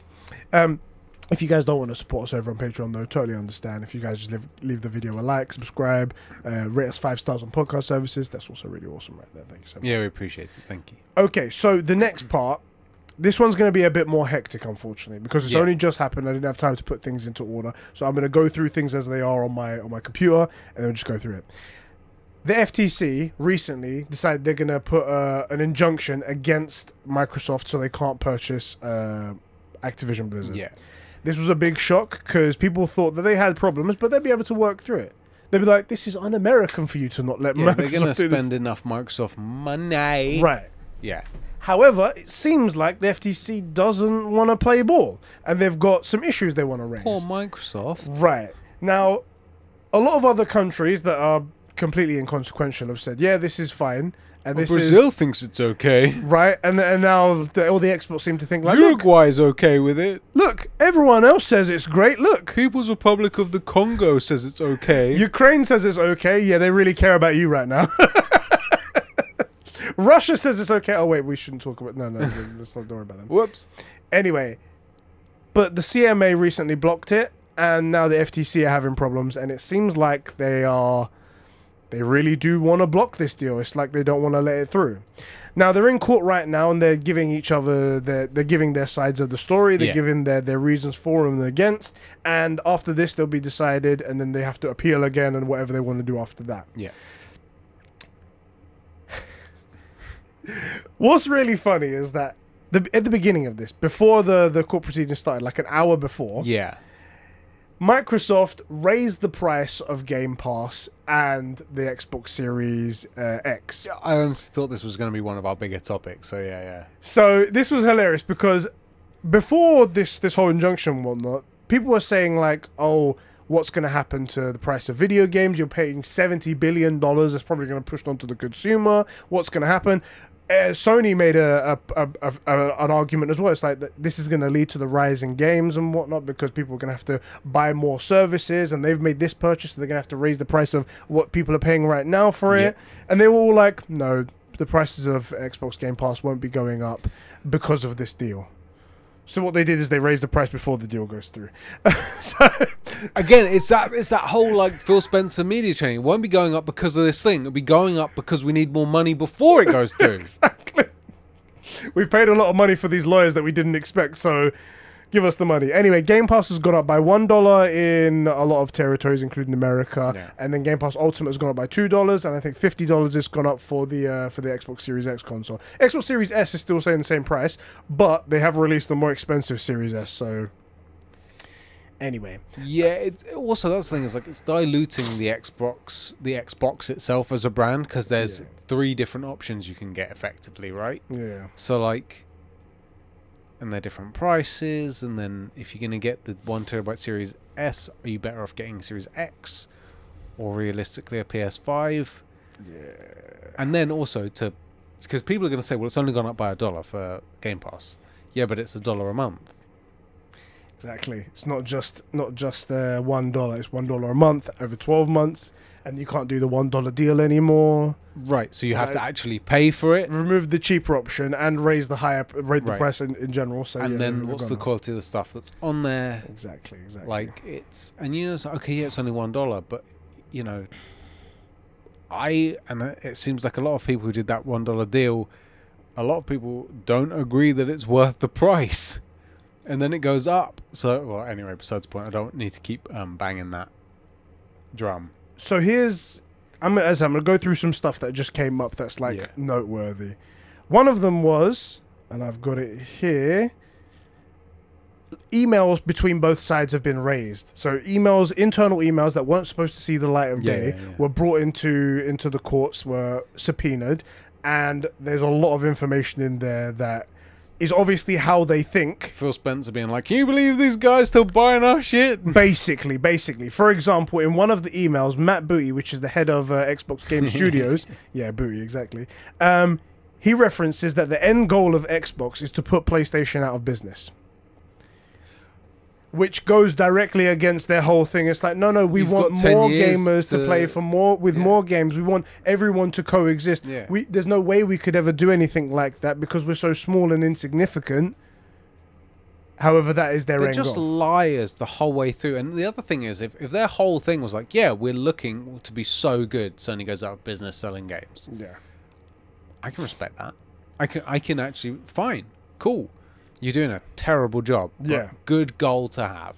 But this is the thing, when they pretend that they're not trying to do this thing. And then it's all hypocrisy, isn't it? Exactly. It's all hypocrisy. During questioning, they asked the question to Phil Spencer. They go, platform decisions are subject to change up until the game's released. Is that correct? And he says that's a decision that needs to be made early on. It's difficult to make that sort of thing like late in production. Yeah. Cool. Are exclusivity decisions revisited? It goes, there's a time where that's feasible, and there's time where it's not. So a bit of a not really an answer. Not really an answer. But he's a politician. He answered a different question. Phil Spencer. Are they revisited? There's a time when we can do it, and there's a time when we can't. It's like, does Phil Spencer have final say on exclusivity? Yes. So he does have final say. Evidence shows up afterwards, after this questioning. I can see where this is going. Please continue. It goes, shows that Xbox wants to remove Bethesda games from Nvidia's GeForce Now service shortly after acquisition. Now they didn't end up doing that because they had another plan in mind, but that was the evidence that showed up in their Pikachu things. face. Because, and this is what Matt Booty said, I quote, "We are not putting our first-party IP on a competing, streaming, or competing subscription service," Booty said, written in an email. "No fucking way." So all this chat about earlier about like 10-year deals, we'll give everyone a 10-year deal because we want everyone to have this game, we want everyone like that. That is not the internal thought process. Obviously. Proving that what they're trying to do is show this for the court proceedings. As soon as they give them the deal, they're going to be like, cool, all right. No, you're on a go down the stairs. Exactly. The moment that it becomes legal, done. Like, they just want to take things away from people. We're not the smartest guys out there, but can we have been any more right about this entire thing? And we've always said, what's our biggest complaint about Phil Spencer and all those is the media training, right? They say one thing, they do another. It's so obvious. And they say a thing and then their actions are totally different. You know, they say a thing and then the next time it comes up, they say a different thing. It's constantly, you know, you never know. Yeah. We've been calling them liars for legal reasons. You know, that's just hyperbole. Like, we've been saying this for so long, and here it is. Proof's in the pudding. Not only are they fucking you over, not only are they trying to take things away from gamers, not only are they trying to take things away from Sony, not only are they doing these deals maliciously and not in good faith, like we've been saying for years, but then they're also killing stuff when they get it. So, like, they're the bad guys, man, and Sony isn't the good guy. No, I'm not saying Sony's the good guy. These are suits through and through. They just found a more profitable model. I was going to say, there's one email as well that from Jim Ryan where I think it was taken a little bit out of context because it was supposed to be like having internal discussions, and in that he says it's not about exclusivity, about them taking games and making it exclusive. It's about what they'll do in the long run. Yeah. Now, people took that as like, well, you said in the thing that it's about them taking games away and making them exclusive. I think it was part of a conversation where it's like, look, that's the thing, but that's not the important thing right now. That's not the thing we need to focus on. Think about the future. That's what he's trying to say now. Yeah. But the thing is that quote directly opposes what he said before. Yeah. And that's what's going around, which, again, he's a suit. He's part of a company. He's going to... They lie to you all the time. That's the point. All suits. And the only reason Sony does what it does is because it gets more of your money. Yeah. The second they find a way to do it that gets more of your money or more efficiently gets your money, they'll go to that. Exactly. They will go to that. So this is the thing. We're not saying Sony is the good guy. All we're saying is that Microsoft is the bad guy or the worst guy. Cyberpunk, right? You got Militech and Arasaka, right? Militech are not the good guys. They're not. But Arasaka are definitely the bad guys. Yeah. You know, like, boom, done, simple. It's that. It's just reversed because, you know, the real life's not as racist as the game is, obviously. We hope. For legal reasons, when this is subpoenaed, a joke. Yes. PlayStation mentioned that if the deal does go through, that there's a roundabout way of saying this. They said if the deal goes through, this will lead to worse versions of games like Call of Duty on PlayStation. Now, on the face of that, people take that as like Xbox are going to deliberately sabotage PlayStation games, which is possible. It's very unlikely, I think, because there are far too many investigators out there that will be like, look what they did, look what they did. Yeah, I mean, anytime Apple releases an update for the phone, people micro-analyze it to look for a way that, like, oh, Apple are deliberately throttling your phone or something like that. So I think they'll be the same for that. Well, there are some legal things around that, which is like making it worse, agreed, but not fixing things. I was going to say, it being worse doesn't mean they made it worse. It's just like maybe they were a bit lazy in replacing it or whatever. But this is the reasoning they came up with, because they go, right now, we give Call of Duty Activision early access to our next console that comes out. So they can have full-time working with it, so they can make the game the best version possible with that thing. Work out all of the features that the PlayStation 5 has, and for now the PlayStation 6 will have and stuff like that. So they can make it... You're going to be giving competitor all of your... Yeah, that's the thing. In an event that this goes through, we cannot give our new technology that far in advance to a competitor. So therefore, it's going to be a worse version when it comes out. Yeah, and then players are going to get a worse version of a game that they could have had something better had this deal not gone through. That was their argument. And I was like, it's a roundabout way to go to it, but it's true what he's saying there. True. Second of all, actually, the reason it'll be worse is because Xbox will be involved. And everything they've been involved with has got worse and worse and worse. Yeah. God, I hope Starfield is good. God, I hope Starfield is good. It needs to be. But there's no world in which Starfield being good means people sell their PS5s and buy an Xbox. No world, man. No world, no world. But that was it was a funny title. It was like the headlines going around were Sony won't share PS6 details with Activision if it's owned by Microsoft. And I was like, yeah, it's a good title, but that's not what they're trying to say there. So I'm trying to say there. So I get that point as well. Then the discussion came up about exclusivity because they found an email regarding just before you even say it, we were right. Yes, we were right. Of course, we were right. Indiana Jones is coming to Xbox, being made by ZeniMax, or one of the I think it's Bethesda, one of the groups over there. Yeah. Apparently was in production for PlayStation 5, and immediately when things changed hand, just like the Starfield PS5 version, it was canned. No, that's not what they said they would do. And we can trust these people, right? So, called it. I mean, this is the thing. We're not that smart. It's not about that we want to play Indiana Jones. It's not that we want to play Starfield on our PS5. It's not. Yeah, don't worry about that nonsense. It's just the fact that they're lying to our faces and they think that we're stupid enough to believe it. Earlier, before we even spoke about this, I said Elder Scrolls 6 should be Xbox exclusive. That I'll specifically lose out if that happens, right? Because I'm not getting an Xbox. But it's good for Xbox. If they make a good game, I'm okay with that. And they own the studio. It's far out enough that they're going to do that. There's no plans for Elder Scrolls 6 in the sense that we don't know if it's an exclusive or anything. We don't know how far actually in development and stuff it is. That's viable. That's okay for them to do. Yeah. Telling us, however, a game that's currently in development is going to then no changes and then immediately axing it like... Good. Yeah. Frick these guys. I'm glad it's out in the open because now we can say, like, I'm just going to pull out every time an Xbox speaks and be like, oh, well, you know when they said this? Here's the screenshot. They didn't.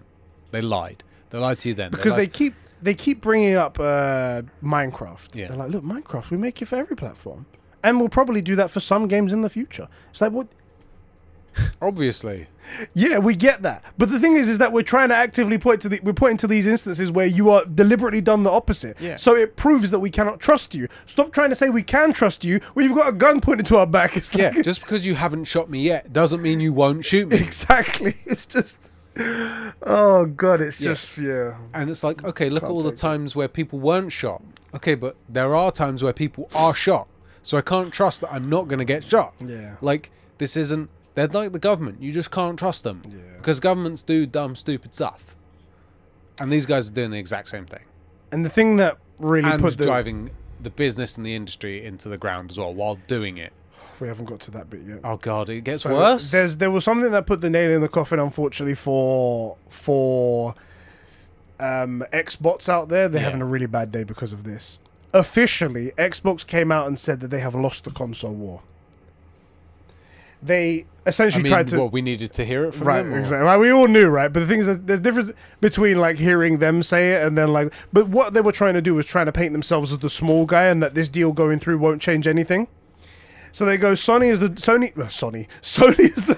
Sony very disrespectful. Sony is the dominant player in the console space. Sony PlayStation, for over 2 decades, through 5 generations, has been the leading console both worldwide and in the US. Sony's gamer base is redacted, as large as Xbox's worldwide, and redacted larger than the United States. Saying essentially that Xbox had a 16% share of the market and have now in this generation gone to 21%. 21% is what they've got, and the rest of it is split between Nintendo and PlayStation right there. And it was quite hilarious to hear them say they're like, we've lost the console war, and hearing console war also come up in a court proceeding was quite funny as well, because you never think you hear that ever. It's very much a case that 1, duh, and 2, you did it to yourselves. You played yourself. Right? You stopped making good games. And yeah, PlayStation had a bigger bigger share because they've always, generally true, and it's fair enough, right? You're talking about Western engineering versus Japanese engineering. More reliable console, able to get more out of it than anything else. You know, a larger series of games. So they made Weeb games because they're a Weeb console. They had Western games on it, so they ticked more boxes, right? So that all makes sense. Fine, fair enough. Yeah. But the idea that 360 and the PS3, that next gen was up for grabs. I pushed real hard for us to go to the Xbox One. Yeah. Do you remember, like, before we knew what was happening with it? right? Because we had both, but all of my best games, barring like a couple, but at the end, like The Last of Us, were on the Xbox, and the Xbox was the best place to play COD and stuff. And again, I didn't really fully understand it. It's because of the code stuff for the PS3, but it was up for grabs. And then the Xbox One comes out. Thank God we didn't go there. And they just don't make any more games. Yeah. Like what? Like imagine trying to sell cars that you can't be driven.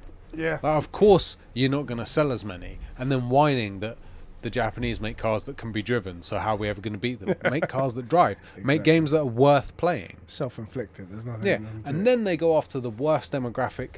Like I hate to be this. This is not a supremacy thing, right?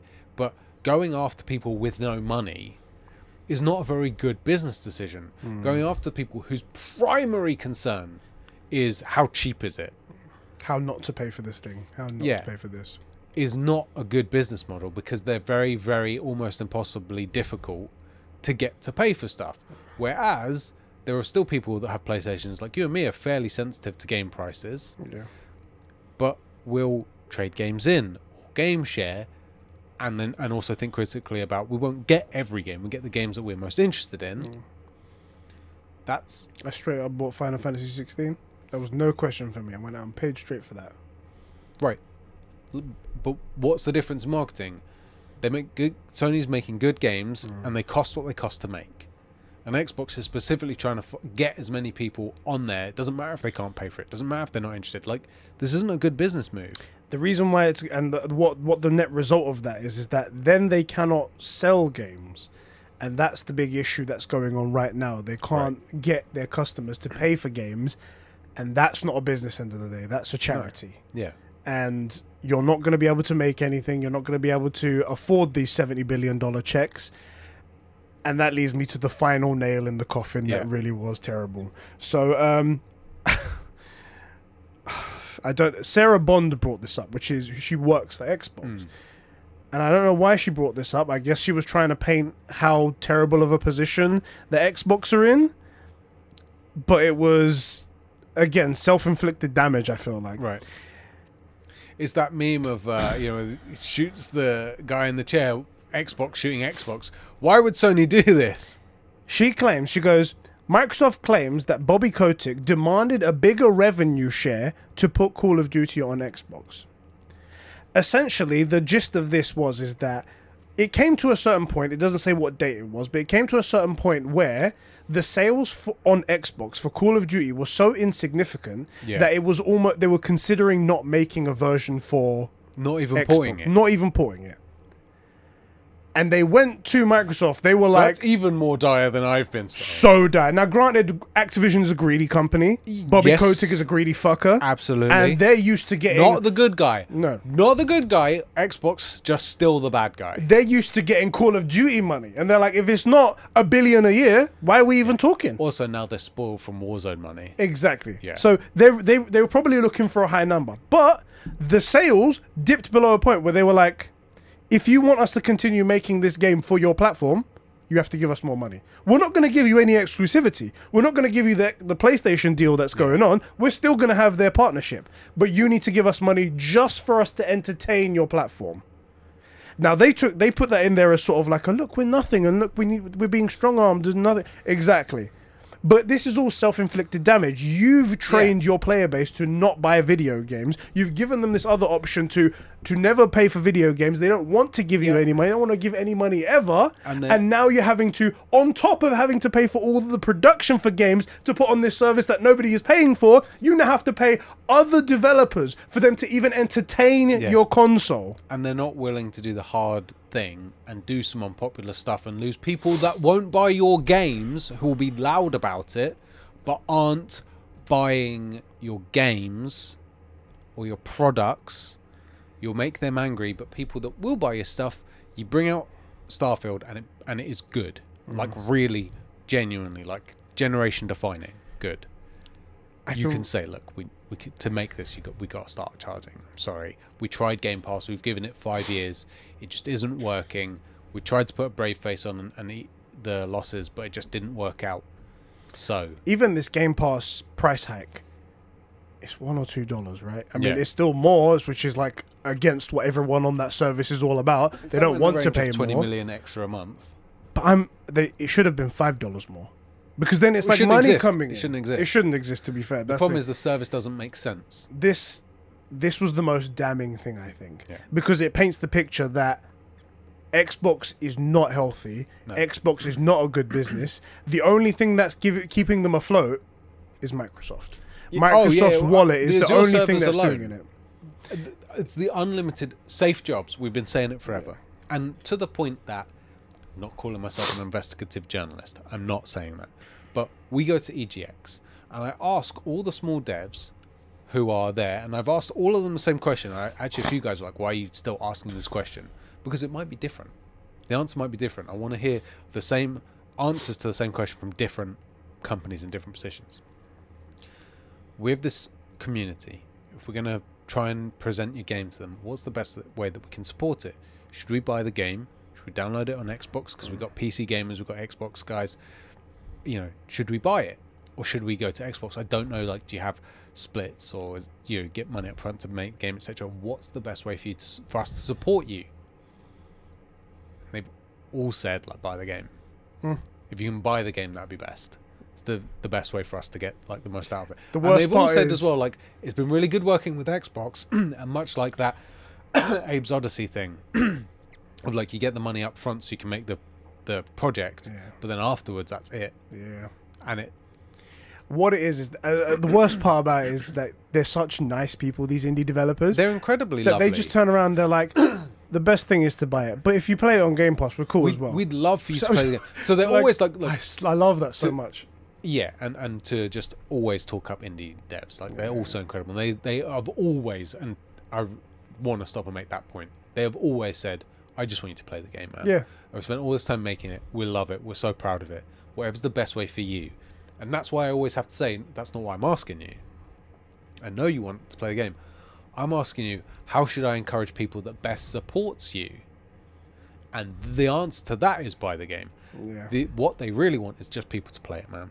And that also does help them in the future. If they say their game's played by 20 million instead of 5, then that's a good thing for indie developers basically is to wake up Yeah. one morning and see that Twitch or Kick is like filled of people playing their game. right. Like this Only Up game. Have you seen that game playing around? No. It's a new game really starting to take things out. It's essentially a bunch of weird shaped platforms of different objects. So like it'll be a bed or a car or Okay. something like that. And it's essentially you have to jump from platform to platform going higher and higher Okay. and higher, and it takes something like 4 hours to get to the top or whatever it might be, and each time is like on the edge of death. You might fall off and then all your progress is lost or whatever it might be. Okay. It's very fun and frustrating, but clearly that was an indie developer who made something that was wacky, and then he woke up in the morning and was like, I'm all over Twitch. Right. And that's useful, really but what they That's want. useful because then you can go to big companies, you can get investors, you can say, look, I made this thing, a track record proof.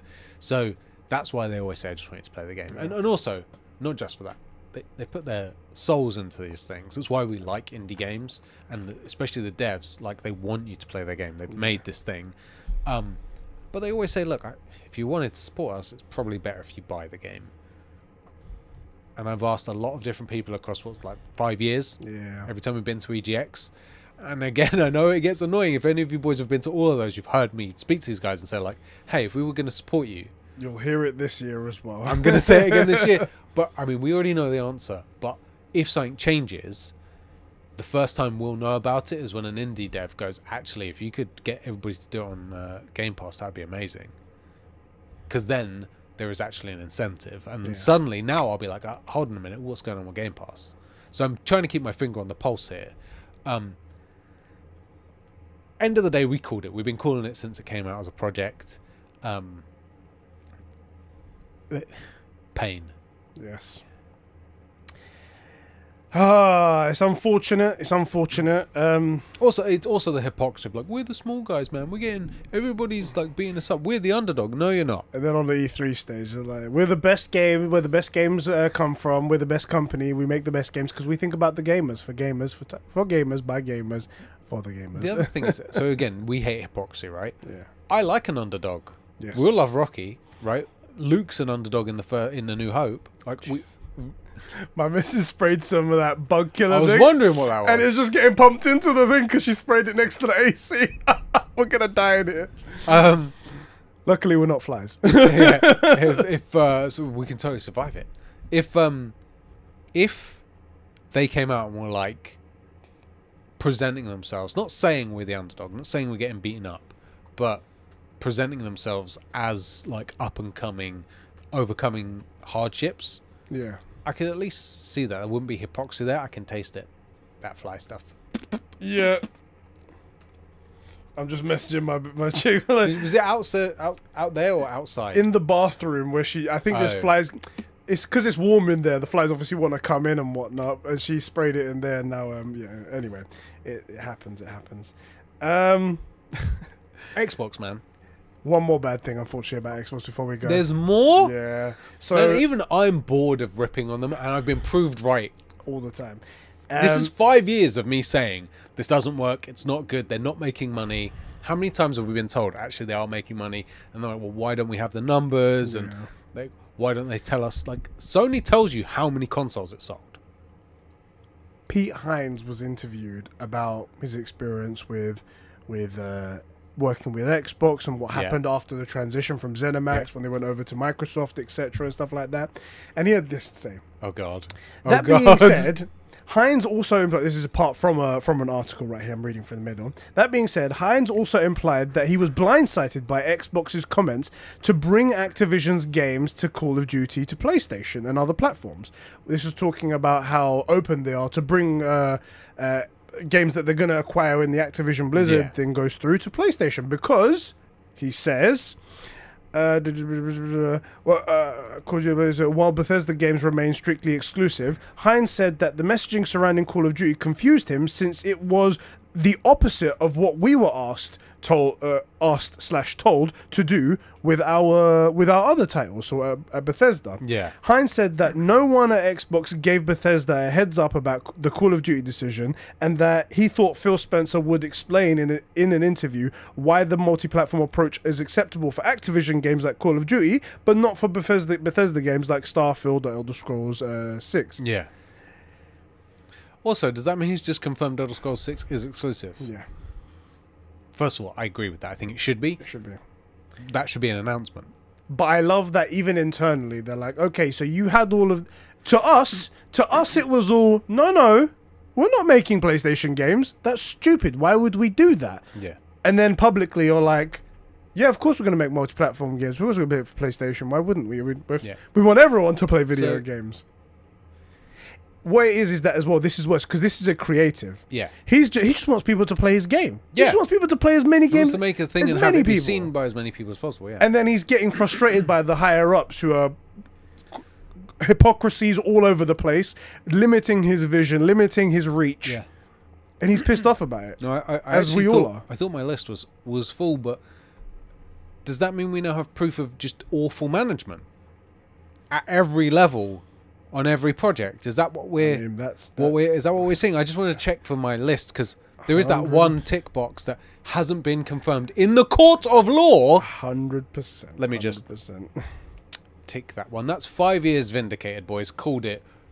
We, that's not me, us. We called it. We've been calling it since day one. Not a good idea. Terrible way. They'll never be able to figure out how to transition. They'll have to double down. And yes, they are trying to kill Sony. Yeah. Awfully. Terribly. These are like unnamed extra 3 going after John Wick at the minute. Right? This guy is a red shirt on a Star Trek mission. Yeah. Oh, it's not going to go well for you, Johnny. But proof. Yeah. There it is. There it is. We told you. So none of you freaking correcting conversations. Actually, in a court of law, the definition is shut up. Yeah. It's again, I don't even care that, like, we've always known, we've always said the thing that I hate the most is hypocrisy. Yeah. If they'd been like, we're going to kill Sony, we're coming after you, and then there's internal things saying like, are we serious about this? Yeah, I want all these little Japanese men to be homeless. Cool. At least they were honest with us. Yeah, cool. It's consistent messaging. It's not shocked Pikachu face if there's nothing to be shocked about. It's pretty hardcore. I can't believe you put that in writing, but like, fair play, you know? Like, okay, cool. I could at least, and again, maybe not respect it, but I'm like, they did say that. They have been saying that. Stab Shuhei Yoshida in his fucking adorable face. And also, and this is something that I think people forget, is that like, professionally, there's professionalism, but in like big business, like you see it in like The Big Short and Wolf of Wall Street, right? In real businesses, especially anything to do with sales teams swear all the time, including in internal official stuff, right? You wouldn't do it to clients, you wouldn't do it to like your customers, but you would, absolutely do it to them. So the guy was like, I'm fucking serious, we're gonna kill Sony, like that's normal internal speak. So that doesn't shock me. What bothers me is that they're like, oh no, we like Sony, of course we want to work with them. We wouldn't hurt a flower. Of course we want this company to thrive and more people to play our video games. Yeah. By the way, here's use this for gardening. It's just all salt. It's like, guys, come on. BS Bro 2 writes into our Discord server and he says, so the FTC said that Xbox tried to buy Activision to take PlayStation out of business, despite their many articles stating that that was never their intention. Indiana Jones and Starfield were both coming to PlayStation, but Xbox cancelled those after the acquisition, which is fine, I guess. They did say that they bought it to get exclusive games, despite they said they'd never buy games to take away from Sony. Yeah, who believed that? I know we didn't. New Starfield news. We talked about that as well. Is that 100 planets will have life on it. The rest will be empty, and there's no vehicle to explore. 100 is a lot as well. It's all about how spaced out they are. It's going to feel like 2. That's what the problem is. One of the things as well I want to know is like, if there's some alien T-Rex on a planet, will it be on everyone's version of that planet, or do those sorts of things, are they procedurally generated? Or I think it's all procedurally generated. The problem is that I don't fully understand it though, because that's my point. We don't really know. Procedurally generated would mean that it's random every time you go there, then, right? Yes. But then that doesn't work because, like I said, if you pick something up and you take it with you, right, it's gone. Yeah. And when you go back, it should still be gone. So unless it's one of those procedurally generated one time. Yeah. Like, you know, in those games where you got like the fog of war. Yeah. But as you reveal the fog, it like rolls the dice. This is what you get, but it's locked in. Maybe it's like that. Maybe. I don't know. It's weird. Right. I want to read what he says here because he gets quite funny here. He goes, the new Starfield news, only 100 planets have life on them and the rest of them will be empty and you don't have a vehicle to explore them. Hey, man, if I wanted to see empty planets, I would have become an astronaut. I personally don't see the point of exploring those planets for just money. If it wasn't fun in Mass Effect, Mass Effect's tiny areas on planets. It wasn't fun at all. Where there was actually something to do. And you had a car. And it sure as hell won't be fun exploring when the whole planet is basically just a landscape. No intelligent races like in Star Wars, no Mass Effect, just alien creatures. That's kind of meh.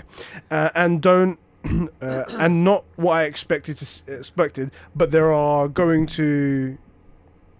but I see what they're going for. Just makes it easier for me not to get the game, I guess. I'm not gonna say it, not gonna lie, I'm not gonna sugarcoat it. That is a bit of a con. I'm not gonna lie. Just quickly back to Mass Effect. I know you played a bit of ME1. Did you ever get to drive around in the Mako in that? Which is the car that it's like a big sort of tank type car. Like I did. Yeah, that thing's just chaos. It's hilarious. It's not like a Warthog fun. No. Warthog is fun. Warthog's fun chaos. Yeah. This is like chaos. Why is it upside down? Chaos. all the time. All the time. I remember that. Yeah. Cool. I wanted to know if you shared that experience. Good. That's one of the key Mass Effect experiences. So you've got some of the game. Gamesmaster wrote in, he says, the Xbox showcase was surprising, awesome, and the Starfield Direct showcase blew me away. Seriously considering buying an Xbox because of this. Can't wait to see if the game lives up to the hype. Star Wars Outlaws looks okay, but I'm not holding my breath considering it's got a Ubisoft logo attached to it. I mean, the man's got fine and distinguished taste despite subscribing to us. Yeah, it's a bit of a question mark there, but okay. I'll be waiting for the reviews to deciding whether or not to buy it or not. That's how we'll be doing it as well. Mirage, Assassin's Creed Mirage looks mid as fuck. In the meantime, I'm playing the Mafia games for the first time. Ooh. Yeah, bros I'm like gonna play Diogo and stuff have always said those Mafia games are like Chef Kiss. And I just... Again, they follow us. How do they know what is Chef Kiss? That's what I'm saying. That's what I'm saying. For the first time, with having some serious fun with them. And I'm about to start the third game, and when it's done, I'm on to my first playthrough of Death Stranding. Keep it in your pants, Eddie. I don't know if I can. Ah! Well, that's pretty exaggerated. Sorry. Luckily, it's behind the laptop. You can't see that. I just, Jesus Christ.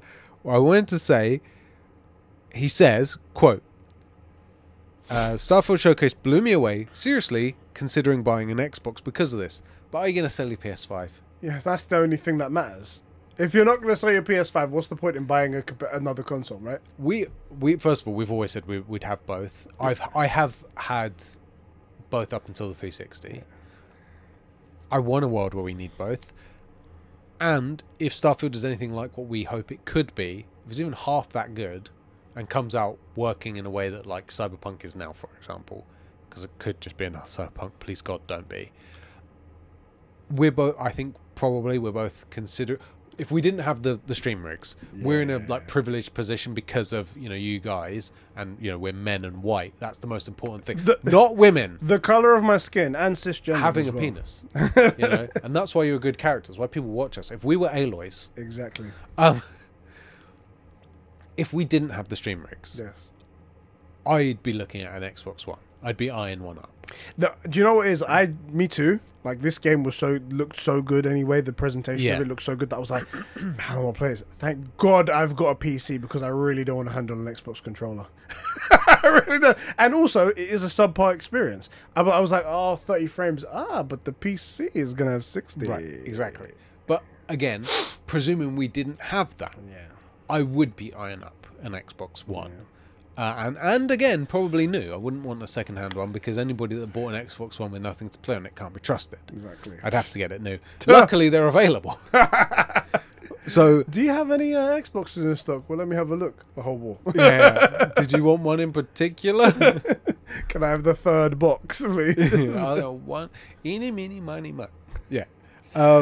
Alan Wake BS Bro 1 says, go for it. I'm over 11 hours through Star Trek Resurgence. Here we go. At least they brought the game out and there's a game there. Yeah, and he's playing something now. And I haven't even got the achievement for finishing the first act out of 3 yet. Jesus. This is a long game, unless there's a but I'm really enjoying it.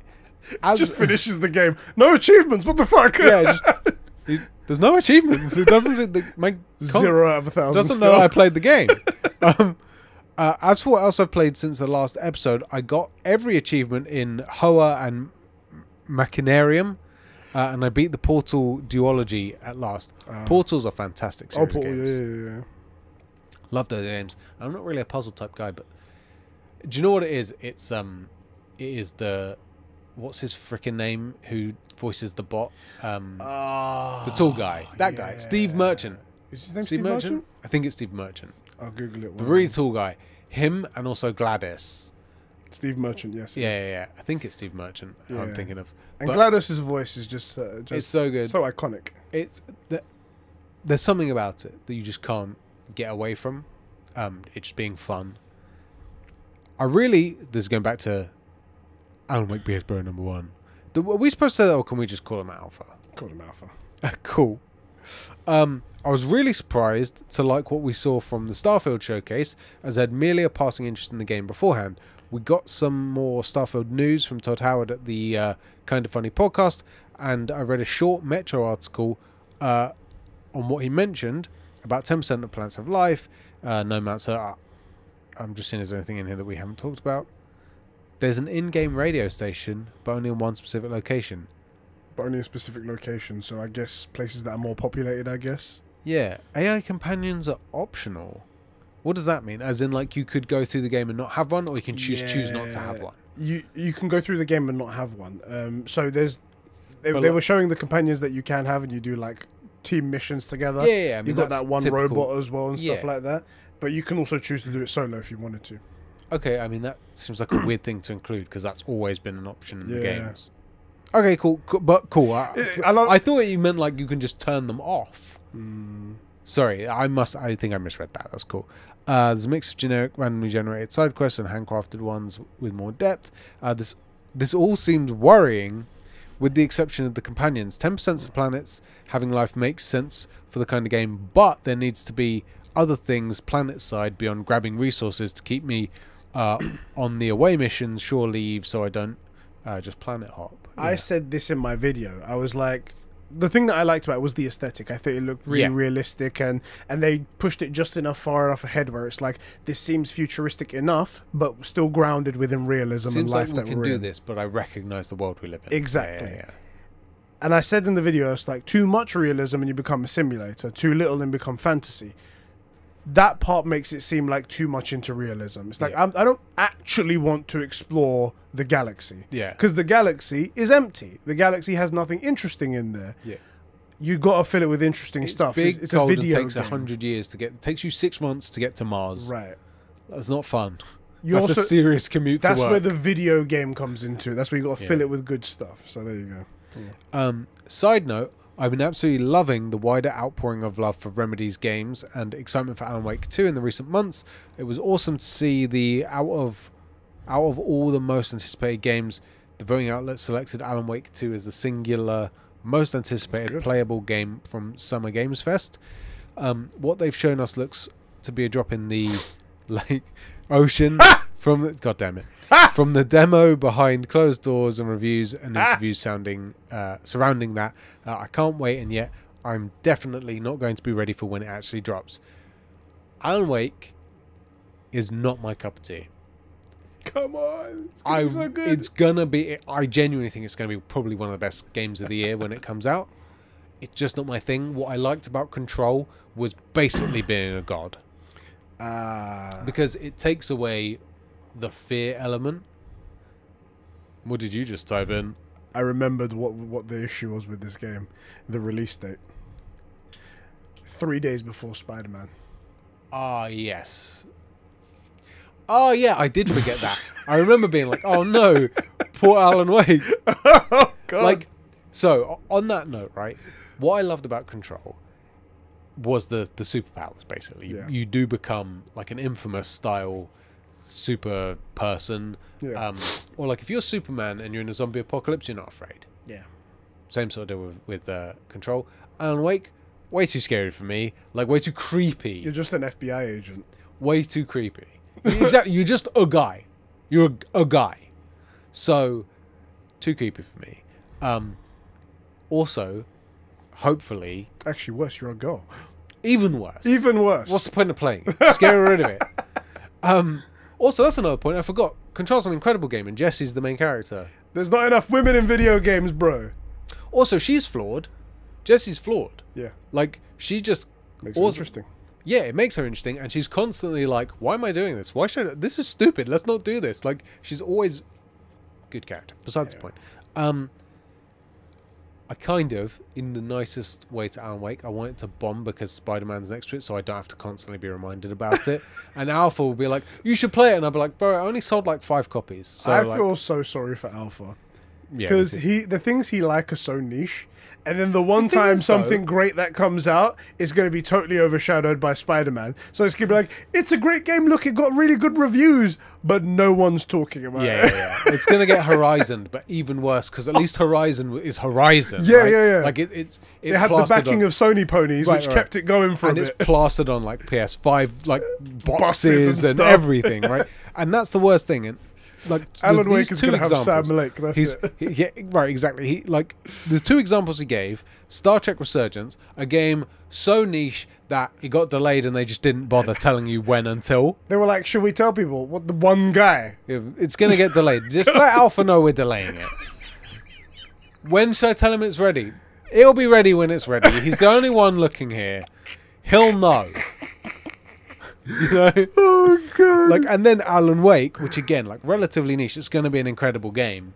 2 days before Spider-Man. That's just. I pain. love everyone in our community, right? Each one of them we have our own private jokes with each one of them.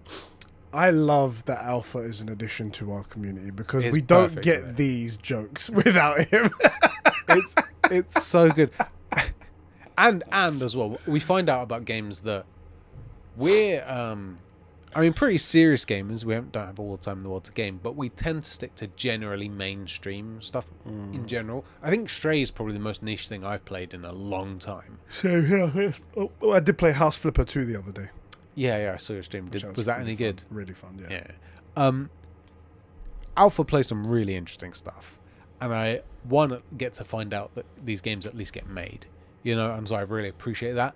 And 2, he's constantly getting shit on by the market as a whole, and it's fantastic, and he never loses hope, which is even better. He's Superman. He just never loses hope. Never. The whole world is against you. No!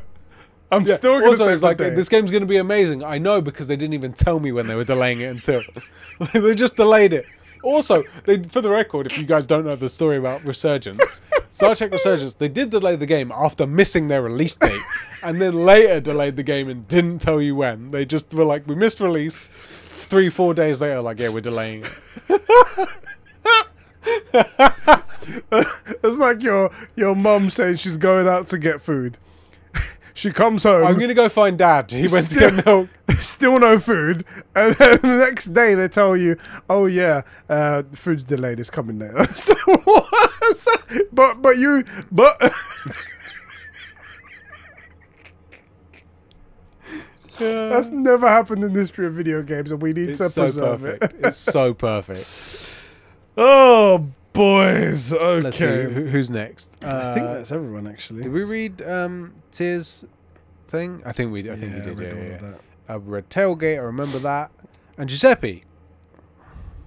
So, we've pretty much covered it. I'm just going to check. What are your thoughts on Starfield? It seems too good to be true, like a No Man's Sky on steroids. That's a good... I'm going to come back to that. I hope for the Xbox gamers that it's really good, but I'm starting to get skeptical again about this game. So, No Man's Sky is exactly my concern about it. When I said it's too big. And I think it was... was it? No, bear with me. Was it Alpha or Games Master? Somebody, no, I think it was Alpha, said... there's got to be more to it than just getting resources on these side planets. It's got to keep me invested. But it won't be. You're going to be going to those little planets just for resources and leaving. So again, hopefully there's that fast travel if you get too far away from your thing. That's going to be a chore. I do genuinely have concerns about that. Like, also, look, 10% doesn't sound like a lot if the world is huge. But then the question is, how much do I have to sort through to get to those 10%? If it's like, for example, Night City, we'd said that like we wanted everything to be openable, but there is a lot to do in each one of the sections. It's not like loads of skyscrapers you can never interact with. There is stuff to do, gangs and missions, right? It's busy. I'm concerned that you're going to get to like multiple star systems and there won't be anything to do in any of them, or there'll be 10 star systems with 10 planets, average, and 1 planet you can interact with. So I really hope that's balanced. Hope so. Just final question on that Starfield thing, because the comment that Giuseppe made was, I'm starting to get skeptical again. You getting that at all? Yes, actually. Okay. So this is the thing. I do have my moments of optimism again. As much as like I went from optimism to a bit more jaded, and I still do have that core inside me because it is who I am at the end of the day. So when I saw that, direct, I was so full of optimism. I made that video, which is like a clear sign that I like something. If I'm determined enough to make a video for it. But then as it slowly started to creep out, it's like, okay, 30 FPS, that's a bit of a downer. But at least that doesn't affect me, so I'm cool there. But a lot of people will still get to play it that way. Then it was like, only 10%. So I think it's telling that a problem that won't affect you still bugs you about the game. Exactly, because I care about how this is going to come out and how most people are going to play it. Well, a lot of people are going to play it. And then the 10% of the planets, and then like the no drivable stuff. It's like, is that going to work? Is that not going to work? And then it made me, and then the creeping thought went back into my head where I was like, did they just pull off a really good showcase? And that's what's happened here. That maybe it isn't as good as we hope it's going to be, and that they just did a really good showing of the best bits of the game. Also, like the no car thing, for example, that's an easy fix. You patch in a car, and then you just have like a few different designs for buggy holders, and then it just you land and it drops a buggy down, and suddenly, like, it turns out that was a bad idea. We've added the car. Maybe that's a bigger deal than I'm making it out to. It doesn't seem like it would be huge. I mean, they must be able to figure out a basic car, right? It doesn't have to be amazing. It just has to be fast travel. I think the only thing is that working out how does it work? Like, how does it get there? Is it with you on the ship? Then do you need a cargo bay for the car? Then do you need to come up with a customization for the car? Does the car work everywhere? Is it same as it, some places might have lower gravity than versus other places? Does it work the same? There's probably a lot that goes into it that we just don't. If you want to make it like realistic and stuff. And I didn't think about the gravity actually. Is that going to be a thing? Are there going to be some planets that you jump around? Know. I mean, if the amount of realism they're putting into other stuff, you think that they're going for that, but who knows? Yeah, maybe. It might not work in terms of... That might be one of those things where it's like, okay, but it is a game still. So if we go this far realistic, then it's too much and it's unfun. Yeah. So, with you. But if they haven't thought of that and they've decided... I don't know, it's just too many questions. Yeah, there's still so much stuff we don't know about. So, yeah, with you. Cool. But I do have some of those seeding doubts right there, as you're saying right now. Cool. That's everything, bro. Yeah, buddy. We have discussed everything that we had planned to discuss today. We're fully disgusting. We are very disgusting. We're disgusted. Yeah. I can't get over that Bobby Kotick or Activision wanting more money from Xbox simply to make the game exist. That should be the moment where they're like, because I'd like to think when they came up with the idea of Game Pass, they went, okay, what are the pros and cons of this? Pros, we probably get a lot of people on because it's a low-cost way of getting in there. Didn't work out, unfortunately. It got some people, but not everyone. And then they went, what are the cons? Well, no one wants to buy a game anymore. That's something we have to accept. No one's going to pay for a game anymore. They obviously never got that far in it. Surely, right? Because that's the most obvious con. That's the most obvious con. But I bet they didn't think of this. Yeah, they didn't think... Third parties are going to make us pay them so they can make the game for our console. And what do we get in return? Simply that it exists on our console. So we don't get the bad press that these guys pulled out of Xbox. If Call of Duty pulled out of Xbox, that's the end. Oh, yeah. And that's the thing. They can't... Because Xbox they're is in like a stronghold. The sponsor of MLG. Not MLG, it's called something else now, but... I don't know what's called. Major, pro gaming. Yeah. It sponsors like COD events, or it tries to. But literally strong-arming them into... make you have to pay. I think it's delicious on two fronts, because one, proof all these giant companies are just fueled by like the worst of the worst type of people, and two, it's more vindication, right? That their console's doing so poorly that their model is doing so poorly, and this isn't like, oh, we don't sell Xboxes. No, you made it incentivize people not to get them and not to buy stuff. That they were like, yeah, it's maybe not even really worth it being on your console. And then we have all these shitty little kids tweeting us about stuff like, maybe we don't give us some more money. I bet that this was the catalyst for them to buy Activision Blizzard, because they were like, instead of us paying, make up a random number, billion a year, billion a year for this to be on our console, probably a very high number, don't pay attention to the number. Way too high, whatever the number is to be on thing, we just buy them out. We buy them out. It's going to cost a ton of money, but there are upsides to that. We have this company. We have all these great games to kill. We could put it all on Game Pass and let it die. But that's what I mean. That they had that discussion, and I could believe that was the reason why they wanted to go for this in the first place. Also, that idea of and that's probably why they're fighting so hard, because they're like, well, if we go back to the status quo, then fuck, we have to, for the next 5 years, we've got this much money that we have to pay. What's super ironic is that we would rather do 10-year deals with everyone than have to pay for this fucking thing. It's super ironic that the idea of them buying COD and then making it free, and COD's biggest moneymaker is a free COD. And they can make it make money, but Microsoft can't figure it out, Anyway, besides the point. And on that note, one thing I did want to say, one there's like a good way of seeing this, is a bad way of seeing this, whatever it was. So PlayStation Showcase was terrible. Absolute dog shit. Right, there was some things in there that you may be interested for, whatever. Like, it was a lot of CG trailers, whatever. It didn't scratch anyone's itch. It was awful. No. Xbox Showcase had some good games in it, and then they had Starfield at the end, so it seemed like it was a good showcase. The two differences is that Xbox, we now know everything that they're going to be bringing out. Yeah, there are no more surprises, and there's nothing there that's really that interesting. I mean, Fable might turn out to be cool. But we don't have any gameplay. We don't have any gameplay of it. Avowed looks bad in my opinion. Clockwork Revolution looked good. Yeah, that looked good. And Starfield. They have nothing in the chamber. There's nothing secret. There's nothing in the works. Exactly. Yeah. PlayStation, however, there was a ton of shit that they just didn't show. All of those first-party studios that are working on stuff. So at least they have that in there. They're like, okay, there could be these big bangers coming in the future. With Xbox, it's all out on the table for the next like 4 or 5 years. That's really depressing as well. It doesn't look good. It doesn't look good. The other thing is, I feel like it doesn't feel like there's anything new coming from Xbox, you know, AAA new titles. And it feels like Sony's at least going to try and do that. Whether or not they forget that they're good or not, right? But they've got these studios, and they're like, we're going to be bringing out, what was it, 10 AAAs over the course of the life cycle, they said? So, like... 10 live service games. And 10 live service, yeah. So, like, why do we not know about any additional projects? What's the point of buying these companies if all they're going to get out of them is what they're currently working on? Yeah. And again, proof, like, we went back to Deathloop about... I've always said, I think one of the big issues is they cannot project manage anything or people manage. Deathloop... Made by, was it Bethesda?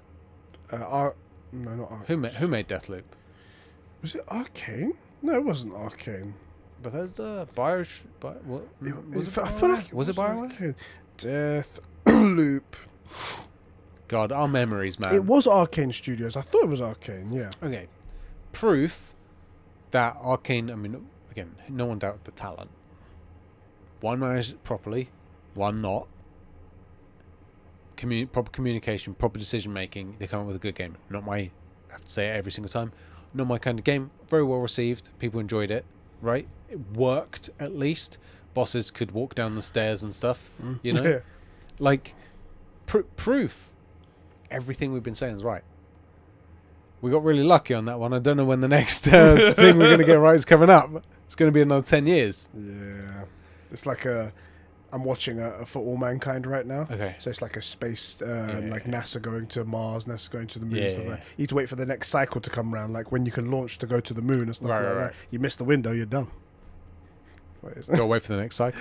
All right, guys. Thank you all for tuning in for this episode of the True Gamer Podcast. We appreciate all of your support. We appreciate you guys coming to talk to us. Let us know in the comment section how you feel about the topics that we mentioned, and we'll see you. Let us know if you made it all the way to the real end, because we ended the podcast like 4 times along the way, like usual. Right? We did that last time as well. We just kept going and going. All right, guys. Catch you on the next one, bro. See you later. We're still going back. Do the sound effects. You're only 10% of the sound effects. Okay.